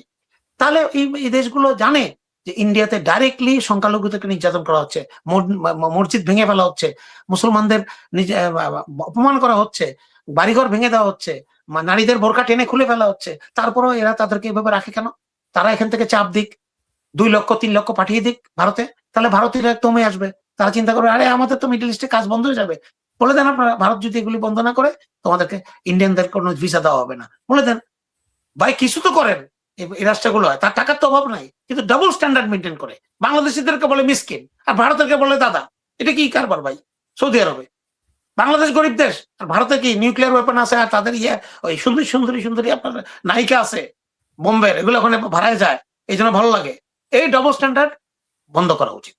আমি বাংলাদেশের মুসলমানদেরকে অনুরোধ করব, আপনারা আত্মমর্যাদা নিয়ে ভারতের চিকিৎসার জন্য যাবেন না, ভারতের কোনো পণ্য কিনবেন না। ভারত যতদিন পর্যন্ত আমাদেরকে সমমর্যাদায়, আমাদেরকে মানুষ হিসাবে আমাদেরকে গণ্য না করে, এমন কোনো ফোরাম নাই, ইন্টারন্যাশনাল ফোরাম, যেখানে ভারত আমাদের পক্ষে একটা ভোট দিয়েছে। সব জায়গাতে আমাদের এগেইনস্টে। এই যে কিছুদিন আগে আপনি যেটা আপনার অনুষ্ঠান আগেও বলেছি, কিছুদিন আগে সেই জাতিসংঘ তারা আমাদেরকে ভোট দেয়নি। এটা আমরা বুঝতে পারি যে তারা আমাদেরকে ভোট দেয়নি, কারণ আমাদেরকে ভোট তারা দেবে না, কখনোই দেবে না। কিন্তু আমরা তাদেরকে দিতে দিতে শেখ হাসিনা বলেছে যা দিয়েছি আজীবন মনে রাখবে। ঠিক আছে, তার জন্য তো ভালো। শেখ পরিবারকে একটা লাস্ট কথা বলে দিই, এখানে শেখ হাসিনার কথা যখন আসলো, উনি বারবার বলেন, ভিডিওর মধ্যে বলেন, আমি বুঝতেই পারিনি আমাকে বিদেশ পাঠিয়ে দেবে। গোপালগঞ্জের কথা বলে, টঙ্গিপাড়ার কথা বলে আমাকে ভারত নিয়ে এসছে ষড়যন্ত্র করে, তাই না? গোপালগঞ্জে কি এয়ারপোর্ট আছে নাকি? তোমাকে যখন বিমান উড়াইছে তখন গোপালগঞ্জে কি এয়ারপোর্ট আছে? না না, হেলিকপ্টার করে যাচ্ছিল, হেলিকপ্টার নামতে পারে। তো উনি যেটা বলে, এটা যে কত বড় মিথ্যা কথা। হেলিকপ্টার তো নামছে এয়ারপোর্টে, তারপর তাকে কিন্তু হারকিউলিস বিমানে করে উঠানো হয়েছে। না না, এটা উনি বলেন, হ্যাঁ উনি বারবার বলেন, এবং অনেকগুলো অডিও বার্তা কিন্তু উনি দিয়েছেন। তাহলে 5ই আগস্টে আপনি পালিয়ে গেলেন, আপনি জানতেন না, আপনি যেতেন না করে আপনাকে মিথ্যা কথা বলে পাঠিয়েছে, ওয়াকার পাঠিয়ে দিয়েছে আপনাকে। ঠিক আছে, আপনি বলেন, আপনার কথা আমি ধরে নিচ্ছি। তাহলে 1 তারিখ থেকে 2 তারিখ 3 তারিখ পর্যন্ত আপনার পরিবার, শেখ পরিবারকে তো আপনি সিঙ্গাপুর, মালয়েশিয়া, ভারত, আমেরিকা পাচার করলেন কেন? তাদেরকে সরে যেতে বললেন কেন? হাসান মাহমুদকে বলতেছে এই দেশে আন না। এই রেহানা বোধ হয়, রেহানা একটা না শেখ হাসিনা, দেখেন আপনি, এই দেশে আন না। উনি ওনার নিজের পরিবারকে আগে পার করেছেন, বিশেষ করে তারপরে উনি গেছেন। সিরাজগঞ্জ থানায় যখন 13 জন পুলিশ হত্যার সম্মুখীন হলো, তার আগের দিন 4 আগস্ট, তারপরেই শেখ হাসিনা ফোন করলো হাসান মাহমুদকে যে দেখো কি অবস্থা, এই দেশে আন না। এই দেখেন, অথচ উনি এখন বলছেন আমি জানতামই না, আমি জানছি আমি টঙ্গিপাড়া যাচ্ছি আমার বাপের কবর জিয়ারত করতে, দোয়া নিতে। বাপের মেয়ে তো বাপের কাছে সবসময় খুব প্রিয়, তো বাপের নামে তো একদম মানে মূর্তি 4000 মূর্তি বানিয়ে ফেলেছে, এত প্রিয়। আবার ওই যে আবার দেখেন না, শেখ রেহানা ফোন করেছে সালমান এফ রহমানকে যে ভাইয়া পালিয়ে যান, সব দাড়ি টুপি আলা, সব দাড়ি টুপি আলা, সব দাড়ি টুপি, এগুলো তো ভিডিও অডিও রয়ে গেছে সব, এগুলো মিথ্যা কথা এখন চলে গেছে। এখন আবার আসার জন্য এইসব মিথ্যা কথা বলছেন, এত সহজে আপনারা আসতে পারবেন না। বাংলাদেশের জনগণ, সাধারণ জনগণ যারা কোনো দল সাপোর্ট করে না, তারাও আপনাদেরকে মেনে নেবে না। আপনারা যতই বলেন হাসিনা অনেক ভালো ছিল ইত্যাদি ছিল, কোনোদিনও এগুলো বিএনপির কিছু ভুলের কারণে আমাদের এখানে কিছু ষড়যন্ত্রের কারণে বিদ্যুৎ টিদ্যুৎ ইত্যাদি নিয়ে ষড়যন্ত্র চলছে। বাংলাদেশে কোনো লোডশেডিং হওয়ার কথা না, এত উৎপাদন আছে, কেন লোডশেডিং হচ্ছে? বিদ্যুৎ মন্ত্রীকে ধরা উচিত, টুকু সাহেবকে ধরা উচিত, শেখ কামালের বন্ধু, যে আপনি এটার মনিটর করেন। তার মানে ওনাকে বলা উচিত যে কেন লোডশেডিং হচ্ছে। কারণ যেখানে যেখানে লোডশেডিং হচ্ছে মানুষ বিএনপিকে গালাগালি করছে, গ্রামাঞ্চলে লোডশেডিং হচ্ছে। এটা আমরা মনে করি এগুলা মনিটর করা উচিত, এগুলা সরকারের কাজ, আমাদের কাজ সরকারের সমর্থন করা। আমার মনে হয় পারমাণবিক বিদ্যুৎ কেন্দ্র চালু হলে হয়তো এগুলো কমতে পারে, তবে এমন বিশেষ কোনো এত বিরাট কোনো উৎপাদন না তো, না তো 1300 না কত মেগাওয়াট, এটা 1300 মেগাওয়াট। বাংলাদেশে তো টোটাল 7000 না 8000 মেগাওয়াট লাগে। হয়ে যাবে, এটা নিশ্চয় হয়ে যাবে। ভারত এখন বসে আছে যে ডিসেম্বরে কিন্তু ফারাক্কা চুক্তি নবায়ন দেব না। ভারত এখন বসে রয়েছে, আর দ্বিতীয় ফারাক্কা বাদ করবে চায়না। চায়নার তো টাকার কোনো অভাব নাই, চায়নার সাথে কিন্তু প্রজেক্ট দিলে ভালো। চায়না একটা কথা বলছে, এটা হচ্ছে কি, চায়না বলছে যে যদি এই বেল্ট এন্ড রোড ইনিশিয়েটিভে তোমরা যুক্ত হও তাহলে রোহিঙ্গাদেরকে ফেরত নেওয়ার ব্যবস্থা আমি করে দেব। আমি জানি না আসলে কতটুকু ক্যাপাসিটি আছে চায়না রোহিঙ্গাদেরকে ফেরত নেওয়ার, বা আদৌ আছে।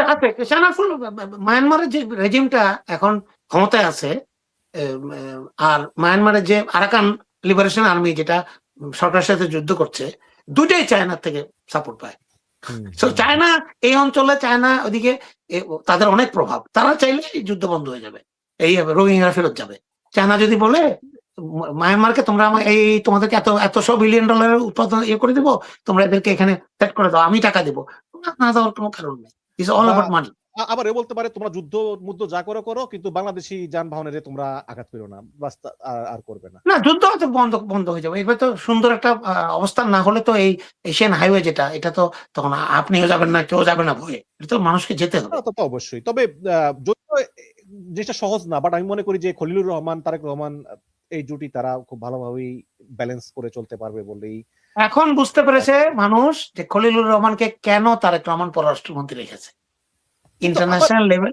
কিন্তু আমার এখনো মনে হয় যে আমেরিকার একটা চাপ ছিল, আমার এখনো মনে হয়। আমেরিকার চাপ ছিল দেখি তো, আমেরিকার চাপ না, মানে খলিলুর রহমানকে দিলে পরে আমেরিকার সাথে সম্পর্কটা ভালো হওয়া খুব সহজ হবে, সেটার জন্যই কিন্তু কন্টিনিউয়াসটা মানে ভালো। কারণ তারেক রহমান যুক্তরাজ্যে ছিলেন ঠিকই, কিন্তু আমেরিকার সাথে ওনার সম্পর্ক খুব একটা গভীর হয়নি কখনো, বিভিন্ন কারণে। তাহলে তো উনি আমেরিকা সফর করতে যেতেন, ওনার তো সমস্যা ছিল না।